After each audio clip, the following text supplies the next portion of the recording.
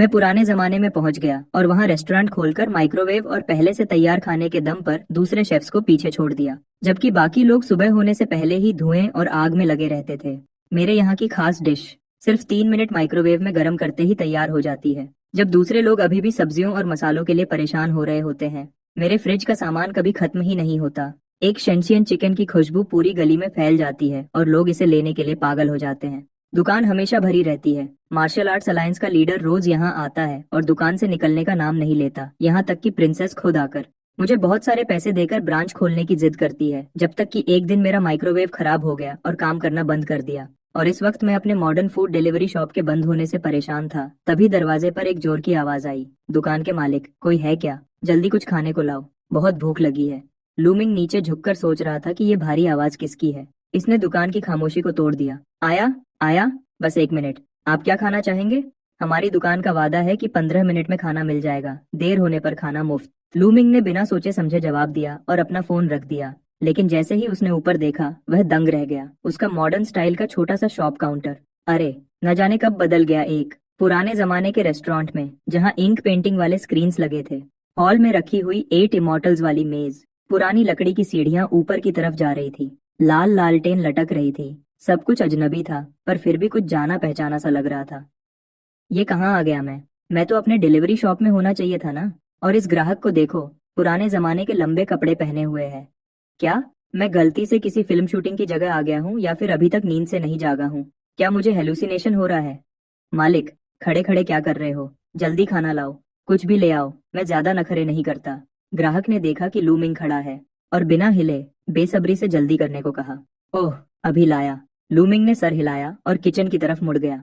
चाहे ये सच हो या नहीं, उसे लगा कि उसे अपना चेहरा धोना चाहिए ताकि होश में आ सके। किचन में घुसकर उसने फ्रिज खोला और दुकान का सबसे ज्यादा बिकने वाला और स्टॉक में सबसे ज्यादा रखा हुआ कुंग पाओ चिकन का पैकेट निकाला, पैकिंग काटी और प्लेट में डालकर माइक्रोवेव में रख दिया। ये सब काम उसने बिना रुके किया। माइक्रोवेव चलने लगा। तभी लूमिंग को वक्त मिला। उसने नल खोला और ठंडे पानी से चेहरा धोया ताकि खुद को संभाल सके। उसने गहरी सांस ली और फिर से किचन से बाहर निकला। व्हाइट लाइट, ग्लास का दरवाजा, इलेक्ट्रिक फैन, वही जाना पहचाना सेटअप, वही जाना पहचाना माहौल। लगता है अभी जो हुआ वह सिर्फ एक हेलुसिनेशन था। वह ग्राहक तो वहां था ही नहीं। रुको, अगर ग्राहक वहां नहीं था तो वह कुंग पाओ चिकन की प्लेट बेकार में गर्म हो गई। छोड़ो, मैं खुद ही खा लूंगा, वैसे भी रात का खाना नहीं खाया था। लूमिंग ने सर हिलाया और वापस किचन की तरफ गया। ठीक 3 साढ़े 3 मिनट बाद गर्म होना खत्म हो गया। माइक्रोवेव से एक लालच भरी खुशबू आने लगी। उसने चॉपस्टिक्स उठाई और एक चिकन का टुकड़ा उठाया, चक्कर देखा। भले ही ये पहले से तैयार खाना था, पर स्वाद सच में अच्छा था। बस ये नहीं पता कि इसमें कितने केमिकल्स मिले होंगे। हॉल में लूमिंग के किचन में जाने के बाद सिर्फ वह भूखा ग्राहक अकेला बचा था जो भूख से तड़प रहा था। अगर इतनी भूख नहीं लगी होती तो मैं कभी इस घटिया दुकान में नहीं आता। पहले पता होता तो जल्दी के चक्कर में ये रास्ता नहीं चुनता। इस बेकार जगह पर न खाने को कुछ है, न रहने की जगह, रहने बात है।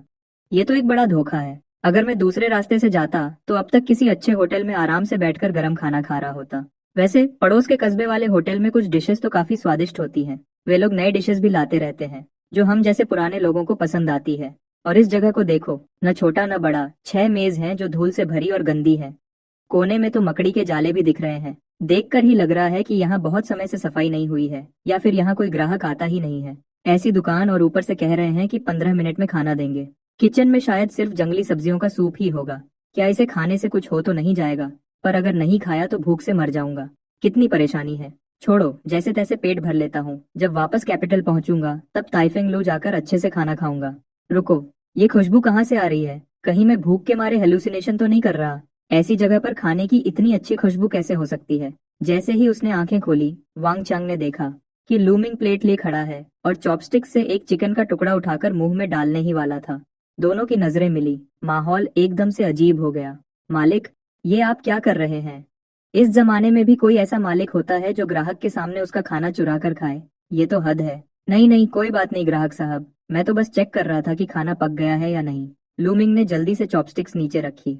अभी तक मुझे लगा कि ये सब हेलुसिनेशन है। सोचा कि नहीं खाया तो बर्बाद हो जाएगा, वरना ये प्री कुक्ड खाना तो कोई मुफ्त में भी न ले। किसे पता था कि किचन से बाहर आते ही मैं फिर से इस अजीब जगह पर आ जाऊंगा। छोड़ो छोड़ो, इस डिश का नाम क्या है? वांग चांग का ध्यान पहले ही लूमिंग के हाथ में रखी डिश पर चला गया था। वह खुशबू सच में बहुत लालच भरी थी। प्लेट में रखा खाना लाल और चमकदार था, सब कुछ साफ साफ दिख रहा था। चिकन के टुकड़ों पर गाढ़ी ग्रेवी लगी थी, साथ में हरे खीर और भुने हुए मूंगफली के दाने। सिर्फ देखकर ही मुंह में पानी आ रहा था। कुंग पाओ चिकन। ग्राहक साहब, क्या आपने कभी नहीं खाया? लूमिंग ने थोड़ा हैरान होकर वह डिश वंग चंग के सामने रखी। कुंग पाओ चिकन तो एक बहुत आम घर में बनने वाली डिश है। हर घर में शायद बनती होगी। अच्छी तो होती है, पर इतनी भी नहीं कि कोई इसे देखकर पागल हो जाए। और ऊपर से ये तो मैंने खुद नहीं बनाई, ये तो प्री कुक्ड पैकेट है। इसमें कितने केमिकल्स होंगे ये तो भगवान ही जाने। पर सामने वाला इंसान इसे इतना स्वादिष्ट मान रहा है। क्या मैं सच में किसी दूसरे जमाने में आ गया हूँ? मैंने आज तक इतनी रंग बिरंगी और खुशबूदार डिश नहीं देखी। ये बहुत ही लाजवाब है। वांग चंग ने बिना देरी किए एक चिकन का टुकड़ा उठाया। जैसे ही मुंह में डाला, उसकी आंखें बड़ी हो गईं। ऐसा लगा जैसे कोई जिंदा मुर्गी उसकी जीभ पर उछल रही हो। मुलायम चिकन मुंह में घुल गया। मुंह में चिकन का असली स्वाद भर गया। ये तो बहुत ही बढ़िया था। चिकन के अलावा वह हरा खीर बहुत ही क्रंची था, जिसने डिश को स्वादिष्ट और हल्का बना दिया। बाकी जो चीजें थीं, वह भी अच्छे से भुनी हुई थी, बहुत ही क्रिस्पी और स्वादिष्ट। अगर इस वक्त एक बोतल अच्छी शराब मिल जाए तो ये तो जन्नत जैसा हो जाएगा। पर एक छोटे से शॉप में अगर एक डिश इतनी अच्छी मिल जाए तो वही बहुत है, और ज्यादा की उम्मीद क्या करें। वैसे भी इस दुकान में शराब नहीं मिलती। आखिर ये एक डिलीवरी शॉप है, कौन सी डिलीवरी शॉप शराब बेचती है? ग्राहक साहब, आपको पसंद आया, ये अच्छा लगा। वांग चांग को इतने मजे से खाते देख लूमिंग को थोड़ी शर्म आने लगी। 5 रुपए का एक पैकेट वाला प्री कुक्ड खाना, ये तारीफ के लायक तो बिल्कुल नहीं है। वह खुशबू तो शायद किसी इंडस्ट्रियल फ्लेवर की वजह से होगी, और चिकन का मुलायम होना न जाने कौन सी टेक्नोलॉजी का कमाल है। सबसे डर की बात तो ये है कि इस पैकेट की एक्सपायरी डेट 2 साल की है। अब तो 1.5 साल बीत चुके हैं। सोचो, 2 साल तक बचाने के लिए कितने प्रिजर्वेटिव्स डाले होंगे। बेशक दाम भी वैसा ही है, 5 रुपए का एक पैकेट जिसमें सब कुछ है। जब तक किसी की तबीयत खराब न हो तब तक ये तारीफ के लायक है। बहुत स्वादिष्ट, बहुत ही ज्यादा स्वादिष्ट। मैंने आज तक इतना स्वादिष्ट खाना कभी नहीं खाया। एक और प्लेट लाओ। नहीं, मुझे 10 और प्लेट्स दो। वांग चांग ने तेजी से प्लेट चाट कर साफ कर दी और बड़े हौसले से कहा, इस डिश का स्वाद सच में बहुत अच्छा है, बस इसकी क्वांटिटी थोड़ी कम है। जहाँ तक दाम की बात है, मुझे उससे कोई फर्क नहीं पड़ता। ठीक है, आप थोड़ा इंतजार कीजिए। किचन में वापस लौटकर फ्रिज खोला, पैकिंग हटाई और प्लेट में सजाया। माइक्रोवेव में रखा और 30 सेकंड में डिफ्रॉस्ट किया। 3 मिनट तक गर्म किया। ये पूरा प्रोसेस इतना अनुभवपूर्ण था कि देखने वाला हैरान रह जाए। 10 माइक्रोवेव एक साथ चलने लगे, और इस बीच के समय में लूमिंग को आखिरकार सोचने का वक्त मिला कि आने और जाने के बाद जो अजीब सा अंतर था वो क्या था। समस्या शायद इस बात में थी कि मैं कौन सा दरवाजा इस्तेमाल कर रहा हूँ। क्योंकि किचन का एरिया बड़ा है, पिछले हिस्से में 2 दरवाजे हैं। एक सीधा दुकान के फ्रंट हॉल में खुलता है, जहाँ से बाहर निकलने पर आम डिलीवरी शॉप दिखती है, और दूसरा वो एक मोड़ लेकर सीढ़ियों के नीचे से निकलता है, जिसे मैंने खुद ऊपर आराम करने के लिए बनाया था। कौन सोच सकता था कि अब ऐसी अनोखी घटना होगी। इस दरवाजे से बाहर निकलकर मैं सच में प्राचीन काल में पहुंच गया। लूमिंग ने फिर से सर बाहर निकालकर कुछ बार कोशिश की, और सच में जो दरवाजा सीधा फ्रंट हॉल में जाता है, वहां बाहर अब भी वही मॉडर्न दुकान है, और जो दरवाजा सीढ़ियों के नीचे से निकलता है, वहां से वापस उस अनजान प्राचीन समय में पहुंच जाता हूँ। मैं सच में ट्रैवल कर सकता हूँ। माइक्रोवेव के खत्म होने की आवाज आई, जिसने लूमिंग को उस ख्यालों की दुनिया से वापस हकीकत में खींच लिया। उसने अपने कपड़े ठीक किए और 10 प्लेट्स कुंग पाओ चिकन माइक्रोवेव से बाहर निकाली। चाहे कुछ भी हो, पहले इस ग्राहक की सेवा करनी होगी, बाकी बातें दुकान बंद करने के बाद आराम से सोचेंगे। ट्रे लेकर किचन से बाहर निकला। लूमिंग ने फिर से वांग चांग को देखा, जो प्लेट चाट रहा था। छोड़ो, शुक्रिया। ग्राहक, इसकी कोई जरूरत नहीं है। लूमिंग ने चेहरे पर मुस्कुराहट बनाए रखी, लेकिन मन ही मन सोचने लगा, ये आदमी दिखने में तो काफी सभ्य लगता है, फिर ये भूखा क्यों लग रहा है, जैसे कई जन्मों से खाना न खाया हो। उस प्लेट को तो न जाने कितनी बार चाट चुका है। हम्फ, दुकानदार, तुम्हारा खाना परोसने का तरीका सच में बहुत तेज है। वांग चांग को भी थोड़ी शर्मिंदगी हुई। मैं आमतौर पर ऐसा नहीं हूँ। यहाँ तक कि राजधानी के टाइफिंग लू में खाना खाते वक्त भी मैं ज्यादा से ज्यादा प्लेट साफ करता हूँ। प्लेट चाटना तो दूर की बात है, आखिर मैं भी एक इज्जतदार आदमी हूँ। प्लेट चाटने जैसा काम आम हालातों में मैं कभी नहीं कर सकता, लेकिन क्या करूँ। इस छोटी सी दुकान का खाना इतना खुशबूदार और स्वादिष्ट है, खास तौर पर वो सॉस, जितना चखो उतनी लत लगती है, पता ही नहीं चला। और कोई बात नहीं, कोई बात नहीं, हमारी दुकान की खासियत ही यही है कि खाना जल्दी मिलता है। ग्राहक, ये रही आपकी 10 प्लेट्स कुंग पाओ चिकन, क्या कुछ और चाहिए? लूमिंग ने अपने चेहरे के भावों को संभाला। मैं ट्रेंड हूँ, कितनी भी हंसी की बात हो मैं हंसी रोक सकता हूँ। इस तरह के नजारे को मैं संभाल सकता हूँ। बेशक अगर वांग चांग ने चाटना जारी रखा तो फिर कह नहीं सकता, नहीं चाहिए। रुको, क्या तुम्हारे पास चावल है? वांग चांग ने हाथ हिलाया।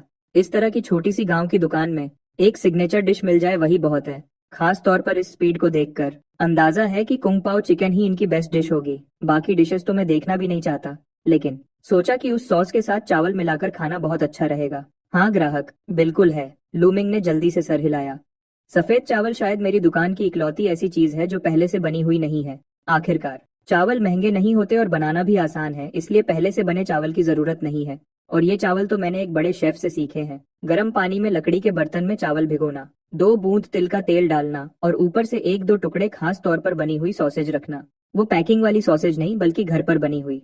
सबसे अच्छा सुअर का मांस चुनकर उसे काट कर और केसिंग में भरकर सूरज की रोशनी में पूरे 81 दिन तक सुखाई गई टॉप क्लास सॉसेज। इस सॉसेज के साथ बनाए गए चावल में हल्की सी मिठास और मांस की खुशबू होती है। क्या बताऊं कितने स्वादिष्ट होते हैं। बेशक चावल भी खस चुने गए हैं, वही आम लेकिन खस वुचंग चावल। पकने के बाद चावल चमकदार, भरे हुए, खुशबूदार, नरम और स्वादिष्ट होते हैं।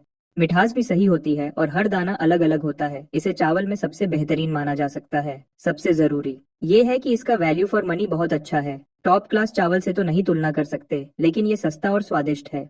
सबसे जरूरी है चावल बनाने का बर्तन, जो कि एक private custom made high and लकड़ी का बर्तन है। इस लकड़ी के बर्तन में बने चावल अपने आप में एक अनोखी खुशबू रखते हैं। तीनों का मिलन स्वाद को लाजवाब बना देता है। यही वजह है कि वही प्री कुक्ड खाना बेचने के बावजूद मेरी दुकान की डिलीवरी दिन में हजारों बार बिकती है। कुछ ग्राहक तो सिर्फ इस चावल के लिए आते हैं, और कुछ लोग, हालांकि उन्हें एहसास नहीं कि ये चावल का कमाल है, और कुछ लोग तो बिना प्री कुक्ड खाना और स्वादिष्ट हो गया और वो मेरे रेगुलर ग्राहक बन गए। इस वक्त वैसे भी कोई ग्राहक नहीं है, तो मैंने दिन भर गर्म किए हुए चावल निकाल लिए, उसे एक बड़े बर्तन में भर कर दिया। ग्राहक, आपके चावल आ गए। लूमिंग ने चावल का बर्तन पास की मेज पर रख दिया।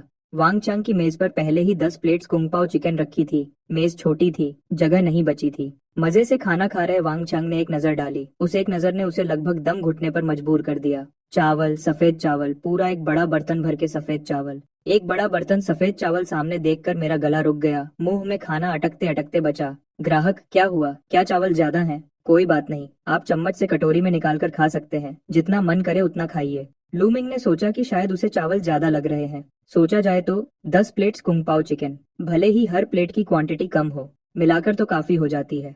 और ऊपर से इतना बड़ा बर्तन चावल, सच में पेट भर जाएगा। छोड़ो बचे हुए चावल, कल एग फ्राइड राइस बनाने के काम आएंगे। एग फ्राइड राइस तो रात के बचे हुए चावल से ही ज्यादा स्वादिष्ट बनते हैं। नहीं नहीं, मैं ये कहना चाहता था कि तुम्हारे यहाँ तो सफेद चावल इस्तेमाल होते हैं। क्यों नहीं? सफेद चावल नहीं तो क्या इस्तेमाल करूं? लूमिंग ने सर खुजाते हुए थोड़ा हैरानी से पूछा। क्या तुम्हारा ये कस्बा इतना अमीर है? अगर तुम रेस्टोरेंट चला रहे हो तो मुख्य ग्राहक तो आसपास के आम लोग ही होंगे। इस दौर में सफेद चावल आम लोगों के लिए खाना आसान नहीं है। ज्यादातर लोग तो मोटे चावल ही खाते हैं। भूसा और सब्जी खाना कहना शायद थोड़ा बढ़ चढ़कर होगा, लेकिन हर वक्त सफेद चावल खाना तो बिल्कुल नामुमकिन है। जो रोज सफेद चावल खा सके वो तो बड़े घराने के लोग होते हैं। यहाँ तक कि एक आम 7वें दर्जे का अधिकारी भी, अगर वो भ्रष्ट नहीं है, तो उसे भी मोटे अनाज के साथ मिलाकर खाना पड़ता है। हर वक्त सफेद चावल कहाँ मिलते हैं? इतना बड़ा बर्तन सफेद चावल सस्ता तो नहीं होगा। एक पल के लिए मुझे अपनी जेब की चिंता होने लगी। ये स्थिति अचानक नहीं आई, बल्कि कुछ लोगों की मेहनत का नतीजा है। वैसे इस खाने के कितने पैसे हुए? लूमिंग की सहज बात से एक बार फिर हैरान हो गया। वांग चांग थोड़ा बेचैन हो गया। मैं हिसाब लगाता हूँ। कुंग पाओ चिकन हर प्लेट 10 वैन, 10 प्लेट्स 100 वैन। ये बर्तन चावल 5 वैन का समझ लो, कुल 105 वैन। लूमिंग ने मन में दुकान की कीमत का हिसाब लगाया। डिलीवरी से तो सस्ता ही है। आमतौर पर डिलीवरी 12 वैन की होती है, यहाँ खाने पर 10 वैन। बीच का खर्चा बच गया तो कम कीमत पर भी ज्यादा मुनाफा हुआ। 105 वैन, इतना सस्ता? वांग चांग थोड़ा चकित था। सिर्फ कुंग पाओ चिकन के स्वाद को देखा जाए, अगर इसे राजधानी के ताइफिंग लू जैसी जगह पर रखा जाए, तो सिर्फ ये एक डिश 100 वैन में बिक सकती है। मुझे लगा था कि इस खाने के लिए कम से कम 1 या 2 तोला चांदी तो खर्च हो ही जाएगी, पर सोचा नहीं था कि 10-12 नॉन वेज डिशेज और एक बड़ा बर्तन चावल सिर्फ 100-125 वैन में मिल जाएगा। ये तो बहुत सस्ता है। आप ऐसा समझ सकते हैं। लूमिंग कहना चाहता था कि उसने 105 वैन लिए हैं, लेकिन ये सोचकर कि ये पुराना जमाना है, उसने बात छोड़ दी। मैं अब बस जल्दी से इसे यहाँ से भेज देना चाहता हूँ, ताकि आराम से रिसर्च कर सकूँ कि आखिर ये सब क्या हो रहा है। हाँ, 105 वैन है ना? ये लीजिए 1 तोला चांदी। मेरे लिए रहने की जगह का इंतजाम और कर दो, बाकी पैसे तुम्हारे लिए इनाम है। वांग चांग खुशी खुशी 1 तोला चांदी निकालकर मेज पर रखते हुए बोला, माफी चाहता हूँ, मेरी दुकान सिर्फ खाना देती है, रहने की सुविधा नहीं है। लूमिंग का दिल जोर से धड़का। ये क्या मजाक है? मेरी ये जगह बहुत अजीब है। मैं किसी को रात भर यहाँ कैसे रुकने दे सकता हूँ? अगर राज खुल गया तो खतरा हो जाएगा। कोई बात नहीं, बस कोई भी जगह ढूंढ दो जहाँ मैं 1 रात रुक सकूं। मैं एक्स्ट्रा पैसे दे सकता हूँ। वांग चांग मजे से कुंग पाओ चिकन खा रहा था। उसे बिल्कुल एहसास नहीं था कि क्या गलत है। एक्स्ट्रा पैसे देने से भी नहीं होगा। आप जल्दी खाना खत्म कीजिए, दुकान अभी बंद होने वाली है। लूमिंग ने गंभीर होकर कहा। मेरे लिए एक तोला चांदी और एक कियन चांदी में कोई फर्क नहीं है। वैसे भी ये आरएमबी तो है नहीं, मुझे इसका कोई अंदाजा नहीं है। अगर सोना होता तो शायद मैं मान जाता, लेकिन फिर भी मैं साफ मना कर देता, क्योंकि अपने राज को बचाने से ज्यादा जरूरी कुछ नहीं है। ऐसा है क्या? ठीक है। लूमिंग का इरादा पक्का देखकर वांगचांग ने ज्यादा जिद नहीं की। भले ही रात हो चुकी थी, लेकिन हम जैसे लोग सालों से बाहर घूमते हैं, खुले आसमान के नीचे सोना आम बात है। बाहर रात बिताने में कोई बड़ी बात नहीं है। आज इतना स्वादिष्ट और भरपूर खाना मिल गया, यही मेरे लिए बहुत है। हाँ, लेकिन ये सब्जी सच में बहुत स्वादिष्ट है और चावल भी काफी अच्छे हैं। ये सफेद चावल, ऐसा लग रहा है जैसे मैंने अब तक जितने चावल खाए हैं उनसे 100 गुना ज्यादा खुशबूदार और मीठे हैं। इसमें मीट की खुशबू भी है और हर दाना अलग अलग है। नरम और सख्त का सही बैलेंस है। पर क्या ये सिर्फ सफेद चावल नहीं है? एक कटोरी चावल इतना स्वादिष्ट कैसे हो सकता है? जरूर ये मेरा भ्रम है, पक्का भ्रम है। ये सब्जी इतनी अच्छी है कि उसकी वजह से ऐसा लग रहा है। वांग चांग ने अपना सर हिलाया और चावल के स्वाद का सारा क्रेडिट कुंग पाओ चिकन के स्वाद को दे दिया। उसके खाने की रफ्तार धीमी नहीं थी। सिर्फ 1 घंटे में उसने 10 डिशेस और एक बर्तन चावल साफ कर दिए। जब वो दोबारा प्लेट चाटने वाला था, तब लूमिंग ने उसे विनम्रता से बाहर निकाल दिया। दुकान का दरवाजा बंद करते ही लूमिंग ने लंबी सांस ली। आखिरकार उसे इस अचानक प्रकट हुई पुराने जमाने की होटल को देखने का वक्त मिला। दुकान का सामान बहुत साधारण था। 5 छोटी चौकोर मेज, एक लंबी मेज जिस पर मुश्किल से 10 लोग बैठ सकते थे, उसके अलावा दरवाजे के सामने काउंटर और एक ऊपर जाने के लिए लकड़ी की सीढ़ियां। पीछे शायद एक आंगन भी था। लूमिंग पहले पिछले आंगन में गया, एक चक्कर लगाया। आंगन छोटा नहीं था, वहाँ घुड़शाला, चक्की और कुछ कमरे थे। बनावट ऐसा लग रहा था जैसे किसी सराय की तरह बनाया गया हो। सबसे जरूरी बात यह थी कि पिछले आंगन में एक दरवाजा था जो रसोई में खुलता था। वहां से अंदर जाने पर एक स्टैंडर्ड पुराने जमाने की रसोई दिखती है, जहां हर जगह मकड़ी के जाले हैं और धूल की मोटी परत जमी है। शायद सालों से कोई वहां नहीं गया। चूल्हा खाली पड़ा था, चूहों का भी नामो निशान नहीं था। ऐसा लगता है शायद स्पेस टाइम के उलझने की वजह से मेरे घर की रसोई का दरवाजा और इस सराय की रसोई का दरवाजा आपस में जुड़ गए हैं। रसोई देखने के बाद लूमिंग ऊपर गया और देखा। ऊपर कुछ खास नहीं था। दर्जन भर कमरे खाली पड़े थे, वहां भी मकड़ी के जाले थे। रात में वहां जाना किसी भूत बंगले जैसा लग रहा था। एक चक्कर लगाकर पीठ में ठंडक महसूस हुई। लूमिंग जल्दी से नीचे उतरकर रसोई में वापस आ गया। अपनी जानी पहचानी और रोशनी वाली रसोई देखकर मुझे अपने घर की गर्मी महसूस हुई। मॉडर्न जमाना ही अच्छा है। बर्तन को डिशवॉशर में डालकर लूमिंग अपने गर्म बिस्तर पर वापस आ गया। लेटते ही सो गया। ये नींद सीधे अगले दिन दोपहर तक चली। उठकर वक्त देखा तो दोपहर हो चुकी थी। लूमिंग का आज दुकान खोलने का कोई इरादा नहीं था। मेरे पास और भी जरूरी काम है, एंटिक स्ट्रीट जाना है। लूमिंग ने अपने हाथ में 15 सिक्के और चांदी का एक छोटा टुकड़ा तोला। भले ही वांगचांग ने एक तोला चांदी देने की जिद की थी, लेकिन मैंने ज्यादा नहीं लिए। जो पैसे नहीं लेने चाहिए वो नहीं लिए। जब दाम तय कर लिए हैं तो उसी हिसाब से लेने चाहिए। अगर ज्यादा कमाना है तो अगली बार दाम बढ़ा दूंगा। मैं कोई ऐसा वैसा लालची व्यापारी नहीं हूँ। मेरी दुकान में हमेशा दाम लिखे होते हैं। ग्राहकों को लूटने का काम मैं नहीं करता। गली में घूमते हुए उसने एक पसंदीदा एंटीक शॉप चुनी और अंदर चला गया।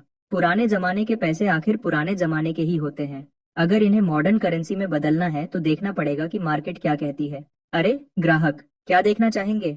एंटीक शॉप का मालिक एक मुस्कुराता हुआ बुजुर्ग इंसान था। देखने में काफी भला लग रहा था। कुछ खरीदना नहीं है, मेरे पास कुछ चीजें हैं, चाहता हूँ कि आप एक बार देख लें। लूमिंग ने घुमा फिराकर बात नहीं की, सीधे सिक्के और चांदी का टुकड़ा आगे बढ़ा दिया। छोटे भाई, क्या पूछ सकता हूँ कि ये चीजें कहाँ से आई हैं? पूर्वजों की हैं या मालिक ने सिर्फ एक नजर डाली और हिचकिचाते हुए पूछा। खरीदी हैं, लूमिंग ने एक बहाना बना दिया। एंटीक समझकर खरीदी है? नहीं। हाँ, समझ लो, लूमिंग ने सर हिलाया। मैं सच में इसे एंटीक समझकर ही बेचना चाहता था। आखिर ये पुराने जमाने की चीज है। ओह, तो फिर मुझे साफ कहने दीजिए छोटे भाई, शायद आपने नकली माल खरीद लिया है। मालिक ने सर हिलाया और अफसोस जताया। नकली माल? ऐसा नहीं हो सकता। लूमिंग थोड़ा कंफ्यूज हो गया। क्या कल रात मैं सच में किसी फिल्म शूटिंग सेट पर चला गया था? लेकिन आज घर से निकलने से पहले मैंने देखा वो दुकान अभी भी वही थी और कल रात कोई सपना नहीं था। इसे अगर आप एंटीक समझकर खरीद रहे हैं तो ये पक्का नकली है। ये टोंगबाओ लिखा है वो तो छोड़ो, हम 5000 साल का इतिहास गिन लें, कोई चेन नाम का वंश नहीं रहा। और एंटीक में पतीना और ऑक्सीडेशन देखा जाता है। ये सिक्का इतना नया है, ये 20 साल से ज्यादा पुराना नहीं हो सकता। बस ये कह सकते हैं कि नकली बनाने वाले ने मेहनत नहीं की, कॉस्ट भी नहीं लगाई। और सुनिए छोटे भाई, आप बहुत भले इंसान लगते हैं। मुझे समझ नहीं आ रहा क्या कहूँ। पैसे तो ज्यादा नहीं दिए ना? मालिक अब लूमिंग को ऐसे देख रहा था जैसे वो कोई बेवकूफ हो। इतनी नकली चीज कोई कैसे खरीद सकता है? ज्यादा नहीं, बस 115 रुपए दिए। लूमिंग थोड़ा कंफ्यूज था। इस बारे में मैंने सच में नहीं सोचा था, लेकिन ध्यान से सोचूं तो बात सही है। एंटीक को वक्त के साथ पुराना होना पड़ता है। मेरी चीज तो सीधे उस जमाने से आई है, कितने साल पुरानी होगी, इसे और पुराना होना पड़ेगा। बस मेरा वो बाय लो सेल हाई वाला प्लान लगता है फ्लॉप हो गया। ओह, तो ये ज्यादा महंगा नहीं है, लेकिन फिर भी नुकसान है, बस उतना ज्यादा नहीं। मालिक अब भी मुस्कुरा रहा था। ये कैसे? लूमिंग को समझ नहीं आया। ये चीज पुरानी नहीं है, लेकिन तांबा असली है और चांदी भी असली है। अभी तांबे का भाव लगभग 85 रुपए प्रति किलो है और चांदी का भाव 10,000 के ऊपर है। आपके ये सिक्के और चांदी की प्योरिटी कम है, फिर भी 50-60 रुपए मिल जाएंगे। मतलब आधा नुकसान है। आप किसी गोल्ड सिल्वर शॉप पर जाएंगे तो बिक जाएगा, लेकिन अगर एंटीक समझकर बेचोगे तो पैसे पानी में जाएंगे। मालिक ने भलाई के लिए सलाह दी। ठीक है, ठीक है। शुक्रिया मालिक, बताने के लिए। लूमिंग ने शुक्रिया अदा किया। 50-60 में बिक जाएगा, नुकसान ज्यादा नहीं है। मेरे उन प्री कुक्ड मील्स की कॉस्ट भी इतनी ही है, लेकिन मसला ये है कि मुनाफा भी नहीं हुआ एंटीक शॉप से निकलकर। लूमिंग ने और भी शॉप्स पर पूछा, सबका जवाब वही था। इससे वो थोड़ा निराश हो गया। सोचा था इससे कुछ ज्यादा कमा लूंगा, अब लगता है ये ख्याल छोड़ना पड़ेगा। पैसे कमाने हैं तो खाने के दाम बढ़ाने होंगे, पर उससे भी ज्यादा मुनाफा नहीं होगा। हाँ, सच में अजीब है, पैसे कमाना इतना मुश्किल क्यों है? मैं पुराने जमाने में ट्रैवल कर सकता हूँ, मतलब मेरे पास गोल्डन फिंगर है, फिर भी पैसे कमाने में इतनी मेहनत, ये तो रोने और हंसने वाली बात है। दुकान वापस पहुंचते पहुंचते दोपहर के 3-4 बज गए थे। आज का डिलीवरी ऑर्डर लेने का इरादा नहीं था, लेकिन दूसरी तरफ की स्थिति मैं समझना चाहता हूँ। भले ही पैसे न मिले, वहाँ का मामला तो संभालना ही पड़ेगा, वरना अगर कोई वहाँ से अंदर आ गया तो दुनिया में रायता फैल जाएगा। क्यों ना इस दरवाजे को बंद कर दिया जाए? लूमिंग ने पिछली रसोई के उस दरवाजे को घूर कर देखा। उसके अंदर थोड़ी कोशिश करने की चाहत थी। शुक्र है कि ली जी ने बाजी मार ली। पहले ये साफ कर लेना चाहिए कि वो जगह आखिर है कहाँ। सराय अभी भी कल रात जैसा पुराना ही था। लूमिंग दरवाजे तक गया। उसने दरवाजा धकेला। धोंक की हल्की आवाज के साथ एक छोटा सा साया जल्दी से जमीन से उठा। माफ कीजिए दुकानदार साहब, मेरा इरादा ऐसा नहीं था। आह, तुम कौन हो? सामने 13-14 साल का एक लड़का था, दुबला पतला। लूमिंग उसे नहीं पहचानता था। मैं बगल के गांव से हूँ, आप मुझे लिन हाओ कह सकते हैं। वांग गोंगजी ने मुझे एक चांदी का सिक्का दिया और कहा कि यहाँ रुककर आपके दरवाजा खोलने का इंतजार करूं, और फिर आपसे ये कहने को कहा। इतनी देर तक दरवाजा नहीं खोला, तभी तो दुकान में ग्राहक नहीं है। माफ कीजिए, माफ कीजिए। वांग गोंगजी ने ही मुझे ऐसा कहने के लिए मजबूर किया था। कोई बात नहीं, विस्तार में बताओ क्या हुआ। लूमिंग का चेहरा शांत था। ये गुस्सा होने वाली कोई बात नहीं थी। दुकान देर से खुली, ये सच था, और खुद को गाली दिलवाने के लिए किसी को हायर करना। साफ था कि वो इस दुकान से हद से ज्यादा संतुष्ट था। ये वैसी संतुष्टि थी जो अपनी पसंद की चीज न मिलने पर गुस्से में आकर होती है। ये असल में इस छोटी सी दुकान के लिए सबसे बड़ी तारीफ थी। अगर कोई आम ग्राहक होता तो कब का वापस मुड़ गया होता। कौन पैसे खर्च करता सिर्फ एक शिकायत करने के लिए? सच में उस लड़के की बातों से लूमिंग को काफी कुछ समझ आ गया। कल रात के बाद वो वांगचंग वहां से गया ही नहीं था। सीधे दुकान के बाहर ही सो गया। सोचा था सुबह उठकर एक अच्छा नाश्ता करेगा और फिर निकल जाएगा, पर सुबह जिसे खुलना चाहिए था वो दुकान खुली ही नहीं। नहीं खुली तो नहीं खुली, वैसे भी कल रात पेट भरकर खाया था, ज्यादा भूख नहीं थी। सुबह नहीं खुली तो दोपहर में तो खुलनी चाहिए थी। वांगचंग बस इंतजार करता रहा, बस ये सोचकर कि अच्छे से खाना खाकर निकलेगा, पर नतीजा न सिर्फ सुबह दरवाजा नहीं खुला, दोपहर को भी नहीं खुला। देखते ही देखते अगर अब नहीं गया तो आज वापस नहीं पहुंच पाएगा। वांगचंग को हार माननी पड़ी। तभी लिन हाओ जड़ी बूटियां बेचने बाजार आया था। वहां से गुजरा तो उसने उसे मदद के लिए रोक लिया। उसे एक चांदी का सिक्का दिया। उसके पास जो सूखा खाना था वो ले लिया। साथ ही उसे वहां इंतजार करने को कहा। बस तब से इंतजार कर रहा है, अभी तक। बेशक इन जानकारियों के अलावा लूमिंग ने लिन हाओ से इस दुनिया के बारे में भी काफी कुछ पता किया। जिस वंश में वो हैं, वो डाचेन वंश है। डाचेन वंश में सालों से लड़ाई चल रही थी। जनता की जिंदगी मुश्किल थी। 20 साल पहले तक जब लड़ाई खत्म नहीं हो रही थी, तब मुश्किल से युद्ध रुका। लेकिन अनाज की कमी, कपड़ों की कमी और यहाँ तक कि जनसंख्या भी बहुत कम हो गई थी। हालांकि इन सालों में थोड़ी राहत मिली और हालात सुधरे, लेकिन इस जगह पर इंसानी मुसीबतों के अलावा कुदरती आफतें भी कम नहीं थी। कभी सूखा तो कभी बाढ़। पिछले कुछ सालों में तो फसल बिल्कुल नहीं हुई। बुरा शब्द भी इस हालात को बयान करने के लिए काफी नहीं है। आजकल आम जनता दिन में बस 2 कटोरी जंगली सब्जियों का घोल पीती है। चावल तो बड़े घरों के लोग ही खा सकते हैं। यहाँ तक कि आम जमींदार भी मोटा अनाज और सादा चावल खाकर पेट भरते हैं। सफेद चावल तो त्योहार पर मिलने वाली नायाब चीज है।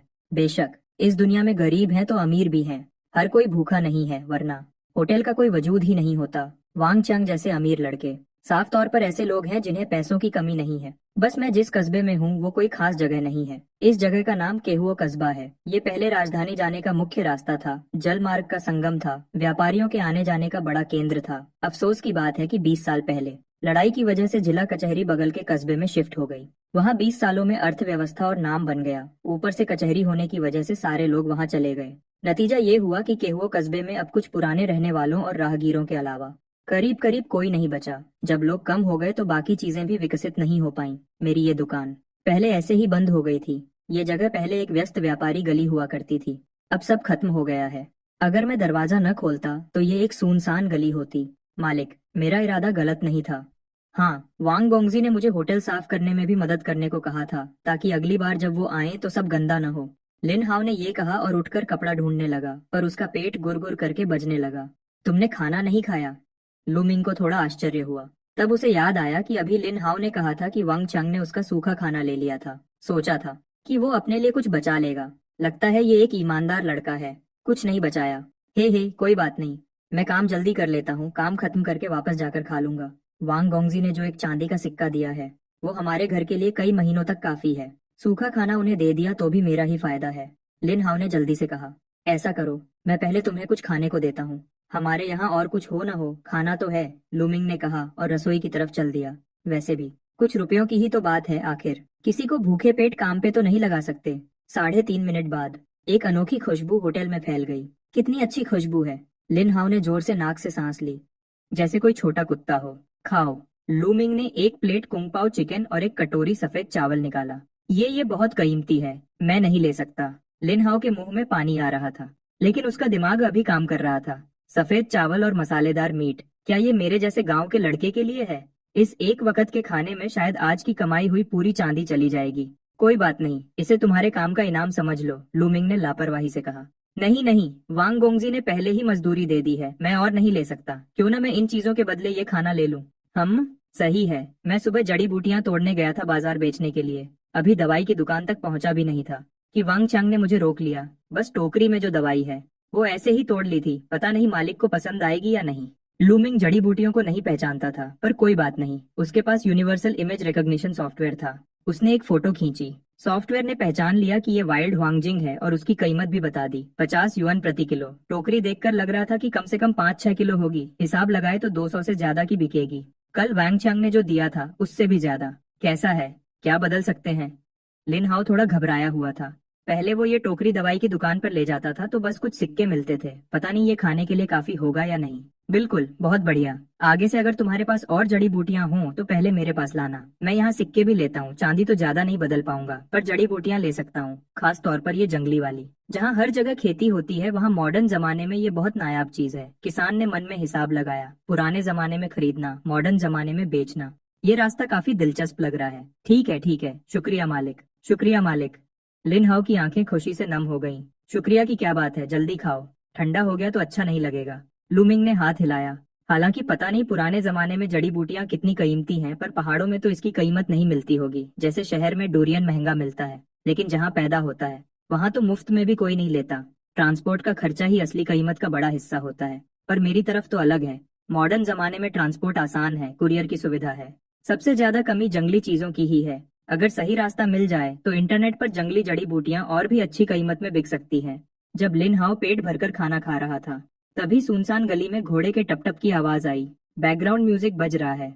दीदी, यहाँ मिल गया। यहाँ एक दुकान है, खुशबू यहीं से आ रही है, पर यह दुकान बहुत गंदी लग रही है। क्या हमें चलना चाहिए? नहीं जाओ, नहीं जा सकते। मेरी गलती है, सब मेरी गलती है, मैं साफ नहीं कर पाया। जब नौकरानी को जाते हुए सुना, लूमिंग ने ज्यादा रिएक्ट नहीं किया। वैसे भी ज्यादा कमाई नहीं होनी थी। उसके कुंग पाओ चिकन की खुशबू सीधे दरवाजे तक पहुंच गई। यहाँ तक कि दरवाजे पर खड़ी नौकरानी भी नाक से सांस लेने से खुद को नहीं रोक पाई। दीदी, खुशबू तो बहुत अच्छी है, पर यह साफ नहीं है, हमें चलना चाहिए। मैं ट्रेंड हूँ, हमेशा दीदी का ख्याल रखती हूँ। मेरी दीदी कितनी कीमती हैं, वो इस गंदी दुकान का खाना कैसे खा सकती हैं? इस वेटर को देखकर ही पता चल रहा है, दुकान बिल्कुल साफ नहीं होगी। असल में मैं शुरू से ही नहीं आना चाहती थी, पर दीदी जो कभी खाना नहीं खाती, उन्होंने मुश्किल से हाँ कहा था। अगर वो खुशबू का स्रोत ढूंढना चाहते हैं तो मैं उन्हें रोक नहीं सकता। मुझे लगा था कि ये कोई नया खुला हाई एंड रेस्टोरेंट होगा। किसे पता था कि ये इतनी पुरानी और छोटी सी दुकान होगी। ये देखने में भी गंदी लग रही है। अब मुझे यहाँ आने पर थोड़ा पछतावा हो रहा है। नहीं, साफ है, बिल्कुल साफ है। आप देखिए, ये सब्जियां हमारे मालिक ने बड़े ध्यान से बनाई हैं। ये बहुत साफ है। लिन हाउ घबरा गया। उसने झट से अपने हाथ में पकड़ी हुई प्लेट आगे बढ़ा दी। प्लेट में अभी भी आधी कुंग पाओ चिकन बची थी, जिसमें चमकती हुई ग्रेवी नरम चिकन के टुकड़ों पर लिपटी हुई थी। इसे देखकर किसी के भी मुंह में पानी आ जाए। कितना मन कर रहा है खाने का। अब क्या करूं? उस प्लेट के बिल्कुल सामने खड़ी मेड के मन में कशमकश चल रही थी। दिमाग से सोचूं तो मैं किसी भी हाल में मिस को इस गंदी दुकान का खाना खाने की इजाजत नहीं दे सकती। लेकिन अंदर की भूख मुझे मजबूर कर रही थी कि मैं छक्कर देखूं कि आखिर इसका स्वाद कैसा है। कोई चारा नहीं था, ये बहुत खुशबूदार था। खास तौर पर जब प्लेट नाक के इतने पास हो तो खुशबू बार बार नाक में जा रही थी। मिस, क्या मैं चिंग्या ने थूक निकली? वो बस कहने ही वाली थी कि क्या वो खुद पहले चक्कर देख ले कि तभी अंदर से दुकानदार की आवाज आई। लिन हाओ, अगर ग्राहक नहीं खाना चाहते तो वापस आ जाओ। मेरे यहाँ का खाना सच में ज्यादा साफ नहीं है। ये लोग बड़े घर के हैं, बहुत नाजुक हैं। अगर इनकी तबीयत खराब हो गई तो मैं हर्जाना नहीं भर पाऊंगा। लूमिंग जब ये कह रहा था तो वो बिल्कुल सच कह रहा था। ये तो प्री मेड खाना है, किसे पता ये कैसे बना है। अगर इसमें कोई गंदी चीज हुई तो कौन जिम्मेदार होगा? बाकी लोग तो ठीक हैं। जैसे आजकल के लोग रोज बाहर का खाना और प्री मेड खाना खाते हैं, वो तो आदी हो चुके हैं। उनके लिए मुझे चिंता करने की जरूरत नहीं है। वैंग चंग देखने से ही मार्शल आर्टिस्ट लगता है, वरना वो एक बार में इतना सारा खाना नहीं खा सकता था, इसलिए उसकी भी चिंता नहीं है। और लिन हाओ, वो तो मोटा अनाज और जंगली सब्जियां खाकर बड़ा हुआ है, उसकी तो और भी चिंता नहीं है। जो खाना उसे बीमार नहीं करेगा वो उसे और मजबूत बनाएगा। लेकिन इस कैरेज में बैठी ये मेड, इसके नौकर और कैरेज के तौर तरीके से पता चलता है कि ये किसी बड़े घर की बड़ी बेटी है। ऐसी लड़की जो हमेशा नेचुरल, ग्रीन और सेफ खाना खाने की आदी हो। अगर वो मेरे यहाँ का इंडस्ट्रियल टेक्नोलॉजी वाला प्रीमेड खाना खाएगी तो मुझे सच में डर है कि कहीं वो बीमार न पड़ जाए। इसलिए अभी जो मैंने कहा उसमें तंज का 1% भी मतलब नहीं था, वो मैंने पूरे दिल से सच कहा था। दुकानदार साहब, माफी चाहती हूँ, मेरी मेड को बात करने की तमीज नहीं है। ये खाना मुझे चाहिए। मिस, मैं मजाक नहीं कर रहा, मेरे यहाँ का खाना सच में साफ नहीं है। आप बिल्कुल मत खाइए, इसे खाने से आपका पेट खराब हो जाएगा, हो सकता है आप बीमार भी पड़ जाएं। लूमिंग ने अच्छी नीयत से समझाया। मैं सच में मुसीबत नहीं चाहता था, लेकिन इतनी सीधी सफाई सुनने में और भी ज्यादा तंज जैसी लग रही थी। कौन सा रेस्टोरेंट का मालिक ऐसा होगा जो कहेगा कि उसका खाना साफ नहीं है? मैं समझ गई, उस पवित्र आवाज वाली लड़की ने शांति से कहा। समझ गई तो अच्छी बात है, समझ गई तो अच्छी बात है। लूमिंग को लगा कि कैरेज में बैठे इंसान को बात समझ आ गई और उसने राहत की सांस ली। दुकानदार, हम एक तायल चांदी देंगे तुम्हारी एक डिश के लिए, बाकी पैसे मेरी मेड की बदतमीजी के लिए हर्जाना समझ लेना। चिंग्या ने पैसे दिए। मिस, क्या एक तायल कुछ ज्यादा नहीं है? चिंग्या नाम की मेड ने थोड़ा अनिच्छा से कहा। ये खाना कितना भी अच्छा क्यों न हो, एक तायल चांदी से ज्यादा का नहीं है। पैसे दो। अपनी मेड के सामने उसकी आवाज इतनी नरम नहीं थी, बल्कि गंभीर थी। साफ था कि वो इस मामले को जल्दी खत्म करना चाहती थी। मैं उम्मीद और प्रशंसा से अपने मालिक को देख रहा था। इतनी देर में ही मालिक ने एक तायल चांदी कमा ली। अगर मैं डॉक पर जाकर बोझ उठाता तो कम से कम 1 या 2 महीने लग जाते, लेकिन मालिक ने बस एक वक्त के खाने में ही कमा लिए। वो तो मेरे लिए भगवान जैसे हैं। नहीं नहीं, मेरा वो मतलब नहीं था। मेरे यहाँ का खाना सच में असुरक्षित है, मैं इसे बेच नहीं सकता। अगर आपका पेट खराब हो गया तो कौन जिम्मेदार होगा? लूमिंग को अचानक मिले पैसे से कोई खुशी नहीं हुई, उसे मुसीबत का डर था। और मुझे सच में अपने प्रीमेड खाने पर भरोसा नहीं है। 5 रुपए का एक पैकेट, क्वालिटी की तो कोई गारंटी ही नहीं है। कोई बात नहीं, अगर तबीयत खराब हुई तो वो मेरी गलती होगी, दुकानदार को जिम्मेदार नहीं ठहराया जाएगा। कैरेज के अंदर से आवाज सुनाई दी, जैसे उसे कोई परवाह न हो। मैं अभी भी थोड़ा और समझाने की कोशिश करना चाहता था। 10 तायल। कैरेज में बैठे इंसान का सब्र अब खत्म हो गया था। खत्म। बस एक सू की आवाज आई और एक चांदी का सिक्का कैरेज से बाहर उड़ा, बिना किसी चूक के सीधा लूमिंग के हाथ में आ गिरा। उसने वजन तोला, न कम न ज्यादा, पूरे 10 तायल। तो फिर मैं पहले ही बता देता हूँ, अगर तबीयत खराब हुई तो वापस आकर मुझे परेशान मत करना। लूमिंग ने दिल कड़ा किया। पैसे मिल रहे हैं तो मना करना बेवकूफी है। मैं पैसे थोड़ी ठुकराऊंगा, वैसे भी सबने खाया है, कोई वजह नहीं कि ये नाजुक लड़की इसे न खा सके। ये कहकर लूमिंग किचन की तरफ मुड़ गया। वही पुरानी प्रोसेस, और जल्द ही कुंग पाओ चिकन का एक बोल तैयार हो गया। पहले कुछ ग्राहकों की पसंद को ध्यान में रखते हुए लूमिंग ने लकड़ी के पैकिंग बॉक्स खरीदे थे। अब वो काम आ गए। थोड़ी ही देर में कुंग पाओ चिकन का एक बॉक्स और साथ में चावल का एक बॉक्स पैक हो गया। मिस, आप बिल्कुल मत खाइएगा, मेरा खाना सच में साफ नहीं है। लूमिंग ने हाथ में भारी चांदी पकड़कर खुशी खुशी दूर जाती कैरेज को एक और बार चेतावनी दी। मिस, ये आदमी बहुत बदतमीज है, अपनी बात पर अड़ा हुआ है। चिंग्या कैरेज के साथ चल रही थी और पीछे से आती आवाज सुनकर उसे लगा कि लूमिंग अभी भी उसका मजाक उड़ा रहा है। वो गुस्से में पैर पटकने लगी। बार बार ये कहना कि उसका खाना साफ नहीं है, क्या ये उसकी बात का मजाक उड़ाना नहीं है? उन्होंने इतने पैसे भी दे दिए, फिर भी ये दुकानदार मजाक उड़ा रहा है। कितना घटिया इंसान है। रहने दो, अगली बार से हम उसकी दुकान पर नहीं जाएंगे। मिस की आवाज अभी भी साफ और शांत थी, जैसे कोई हलचल न हो। तो मिस, इस खाने का क्या करें? क्या मैं पहले चक्कर देख लूं कि कोई दिक्कत तो नहीं? चिंग्या इसे फेंकना चाहती थी, लेकिन दिल नहीं मान रहा था। कोई चारा नहीं था। खुशबू बहुत ज्यादा थी और खाना देखने में भी बहुत स्वादिष्ट लग रहा था। मिस की आवाज हवा के झोंके जैसी हल्की थी। बहुत अच्छा। मिस की इजाजत मिलते ही चिंग्या ने और इंतजार नहीं किया और झट से बॉक्स खोल दिया। फा की हल्की आवाज के साथ ढक्कन खुला और गर्मा गर्म खुशबू एक छोटे तूफान की तरह बाहर आई, सीधा नाक में घुस गई। बॉक्स के बीच में कुंग पाओ चिकन शांति से रखा था, जैसे कोई कलाकृति हो। छोटे टुकड़ों में कटा हुआ चिकन नरम और सुनहरा था, हर टुकड़ा चमक रहा था और अपनी स्वादिष्ट होने की कहानी सुना रहा था। गाढ़ी हुई ग्रेवी एक सुंदर लिबास की तरह चिकन पर लिपटी हुई थी, हर टुकड़ा रसीला था, जिसे देखकर नजर हटाना मुश्किल था। चिंग्या ने ध्यान से चिकन का एक टुकड़ा उठाया और मुंह में डाला। पल भर में ही स्वादिष्ट स्वाद जीभ पर फैल गया। चिकन नरम और रसीला था, स्वाद इतना बढ़िया था कि बार बार खाने का मन करे। दूसरे बॉक्स में सफेद चावल के दाने अलग अलग दिख रहे थे, जैसे मोती हों। हर दाने में हल्की सी मीट की खुशबू थी जो भूख बढ़ा रही थी। चिंग्या ने चॉपस्टिक से थोड़े चावल उठाए और चखकर देखा। चावल नरम और मीठे थे। कुंग पाओ चिकन के साथ ये बिल्कुल परफेक्ट मैच था। चिंग्या, जो सिर्फ मिस के लिए टेस्ट करने वाली थी, एक के बाद एक निवाला लेती गई और रुक ही नहीं पाई। जल्द ही कैरेज एक हवेली के सामने रुक गई। दरवाजे पर सू लिखा हुआ था। ये वही मशहूर सू परिवार था। कैरेज में बैठी लड़की सू परिवार की बड़ी बेटी सू जिन्हे थी। मिस, हम घर पहुंच गए। ओ नहीं। क्या हुआ? इतनी घबराई हुई क्यों हो? बुरा हुआ, बहुत बुरा हुआ। मैंने गलती से सारा खाना खा लिया। अब क्या होगा? क्या मैं वापस जाकर एक और बॉक्स ले आऊं? चिंग्या गुस्से में पैर पटकने लगी। सिर्फ वही लोग जानते हैं जिन्होंने इसे खाया है कि ये कितना स्वादिष्ट था, लेकिन मैं तो बस खुद ही खाती रही। मैं तो मिस के लिए बचाना ही भूल गई। ये तो बहुत बड़ा पाप हो गया। जरूरत नहीं है, बस एक डिश ही तो थी। किस्मत में होगी तो मिल जाएगी, नहीं तो कोई बात नहीं। और वैसे भी तुमने ही तो कहा था कि अब वहाँ कभी नहीं जाओगी, सुजिन्हे ने थोड़ा हैरानी से पूछा। उसकी मेड ऐसी लालची नहीं थी। आज इसे क्या हो गया है? लेकिन मिस, ये सच में बहुत ज्यादा स्वादिष्ट था। कितना भी स्वादिष्ट हो, आखिर एक डिश ही तो थी। चलो घर के अंदर चलो। मैं अमीर घर में पली बढ़ी हूँ, क्या कुछ नहीं खाया होगा, इसलिए मुझे इसमें कोई खास दिलचस्पी नहीं थी। बस थोड़ी देर के लिए मन हुआ था। लेकिन दुकानदार ने बार बार तंज कसे। मैं भी कोई पत्थर की मूर्ति नहीं हूँ। दिल में थोड़ा गुस्सा तो था ही। वैसे भी मेरा खाने का इरादा नहीं था। अब जब खाना खत्म हो गया है तो और भी कोई परवाह नहीं है। लेकिन मिस, वो खाना सच में बहुत स्वादिष्ट था। चिंग्या अभी भी समझाने की कोशिश कर रही थी। सब्जी मैंने खाई थी, सिर्फ मुझे ही पता है कि उसका स्वाद कितना लाजवाब था। उसने मुझे और खाने के लिए मजबूर कर दिया। रहने दो, वापस घर चलो। रेस्टोरेंट में सू जिंगहोंग से मिलने के बाद लिन हाओ बेचैन हो गया। उसने सफाई शुरू कर दी। उसने पानी भरा, कपड़ा उठाकर हर कोने को जोर जोर से रगड़कर साफ करने लगा। हर जगह को कम से कम 4 बार साफ किया। फर्श को भी नहीं छोड़ा। ऐसा लग रहा था जैसे वह फर्श को शीशे की तरह चमकाना चाहता हो। दरवाजे पर लगे साइन बोर्ड को भी इतना चमकाया कि वह चमकने लगा। दूर से देखने पर ही वह बहुत साफ और बढ़िया लग रहा था। बेशक, इतनी मेहनत से काम करने का नतीजा सामने आ गया। रात हो चुकी थी। पहली मंजिल मुश्किल से साफ हो पाई थी, दूसरी मंजिल को तो छुआ तक नहीं गया था। बस करो, अब और मत रगड़ो। लूमिंग ने समय देखा। रात के 8 बज चुके थे। उसने जल्दी से लिनहाओ को रोका, जो अभी भी झुककर सफाई कर रहा था। नहीं मालिक, मैंने वांग गोंगजी से पैसे लिए हैं। जो वादा किया है वह पूरा करना ही होगा। लिनहाओ के हाथ नहीं रुके। एक तो मैंने पैसे लिए हैं तो काम करना ही पड़ेगा, और दूसरा, मालिक ने मेरे साथ बहुत अच्छा बर्ताव किया है। न सिर्फ मुझे सफेद चावल खिलाए, बल्कि मुझे टॉप क्लास का स्वाद भी चखने को मिला। शायद भगवान भी ऐसा ही खाना खाते होंगे। मैं एक गरीब घर का लड़का हूँ। मेहनत करने के अलावा मेरे पास देने को कुछ नहीं है, इसलिए मैं और ज्यादा मेहनत करूंगा। मैंने सोच लिया है, सिर्फ आज ही नहीं बल्कि हर कुछ समय बाद मैं यहाँ आकर मालिक की मदद करूंगा, वरना मालिक की अच्छाई का एहसान कैसे चुकाऊंगा।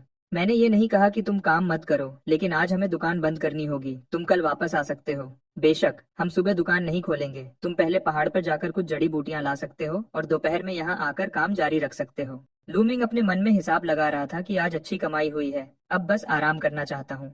बैकग्राउंड म्यूजिक बज रहा है। 10 ताइल चांदी। पुराने जमाने के सोने और चांदी के एक्सचेंज रेट के हिसाब से ये 1 ताइल सोने के बराबर है। सोने की कीमत चांदी से कहीं ज्यादा महंगी होती है। मैंने अभी चेक किया, अभी सोने की कीमत 9 लाख प्रति किलो से ज्यादा है। 1 ताइल सोना मतलब 40-50 हजार रुपए। एक दिन में 40 हजार से ज्यादा की कमाई, ये तो बहुत ही शानदार है।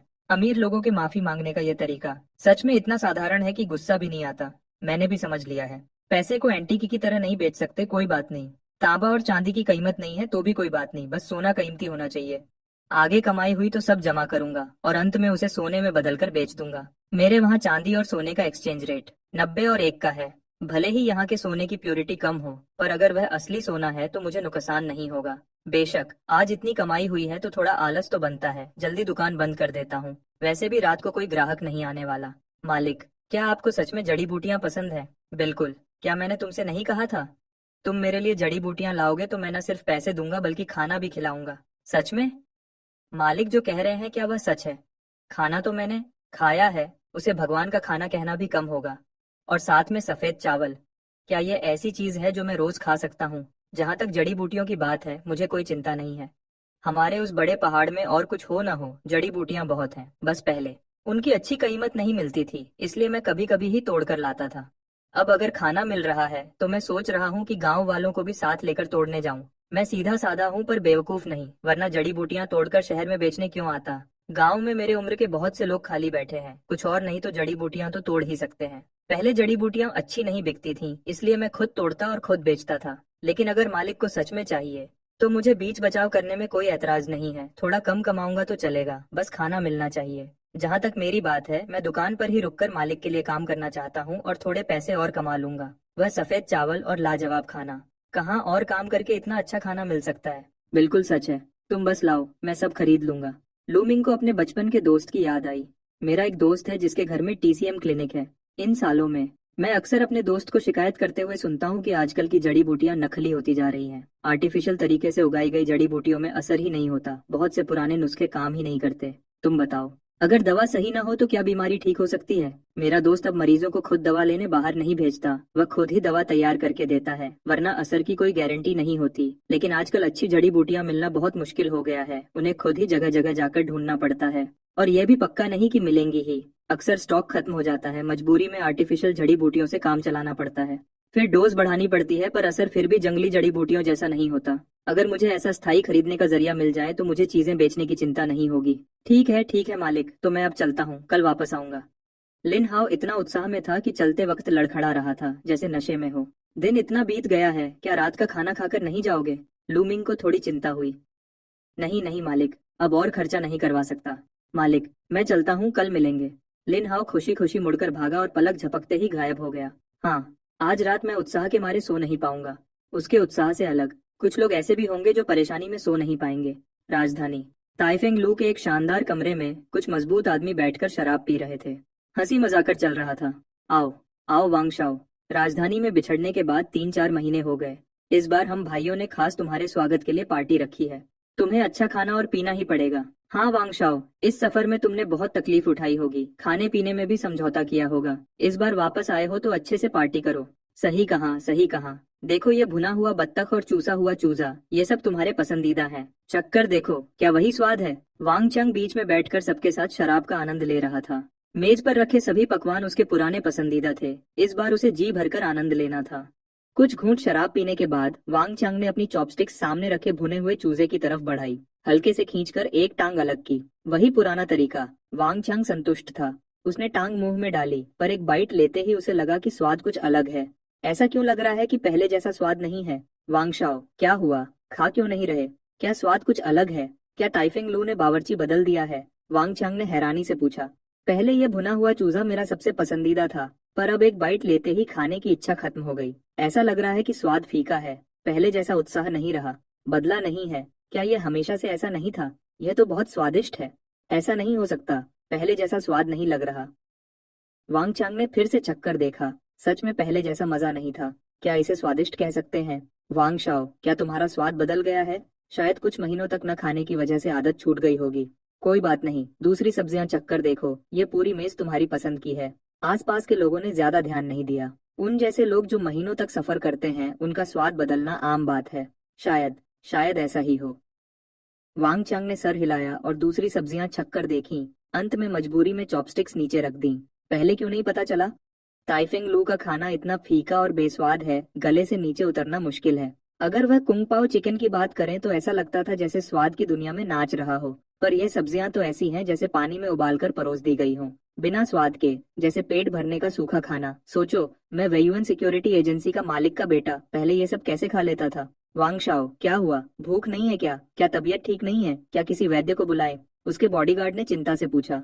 वांग चांग वेयुअन सिक्योरिटी एजेंसी का भविष्य है, उसे कुछ नहीं होना चाहिए। शुक्रिया। सोचो, हमारा वेयुअन सिक्योरिटी एजेंसी का कारोबार देश भर में फैला है, यहाँ तक कि दरबार भी कभी कभी हमसे सामान भिजवाता है। हम जैसे बड़े कारोबार के लिए एक जिम्मेदार उत्तराधिकारी बहुत जरूरी है।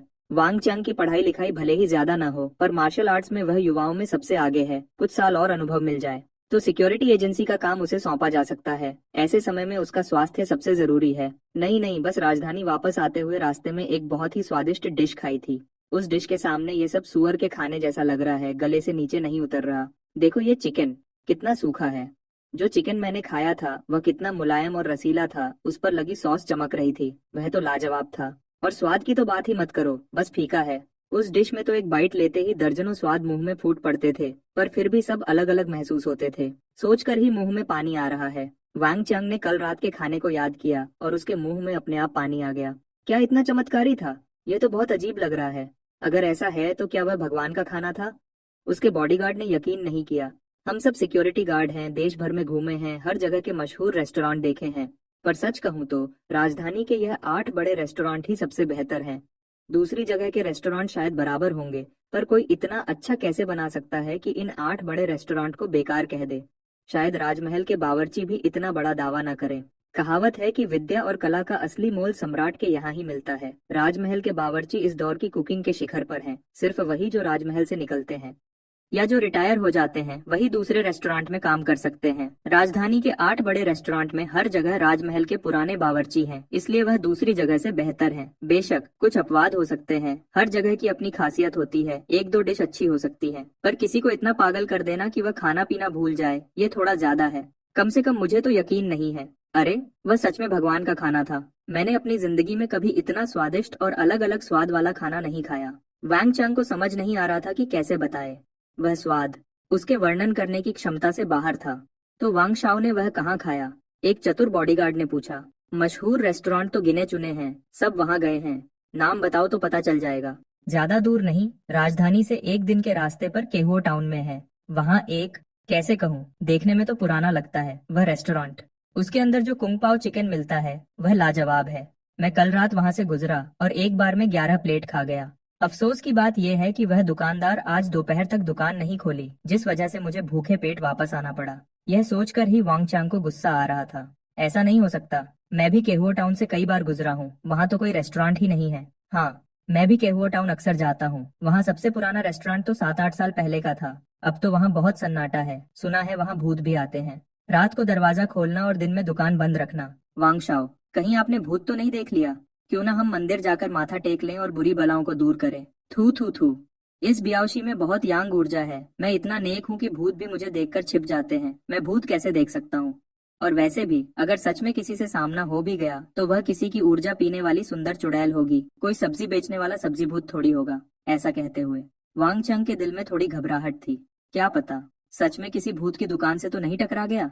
क्यों ना किसी दिन मंदिर जाकर माथा टेक लूं, पक्का भूत का चक्कर है। मुझे यकीन नहीं होता कि कोई ऐसी सब्जी हो सकती है जिसके लिए वांग शाओ इतने पागल हो रहे हैं। सब्जी का स्वादिष्ट होना मुमकिन है, पर इतना स्वादिष्ट कि इंसान कुछ और खा ही न सके। इसमें जरूर कोई गड़बड़ है, भूत है, पक्का भूत है, एक बियावशी ने पुख्ता तौर पर कहा।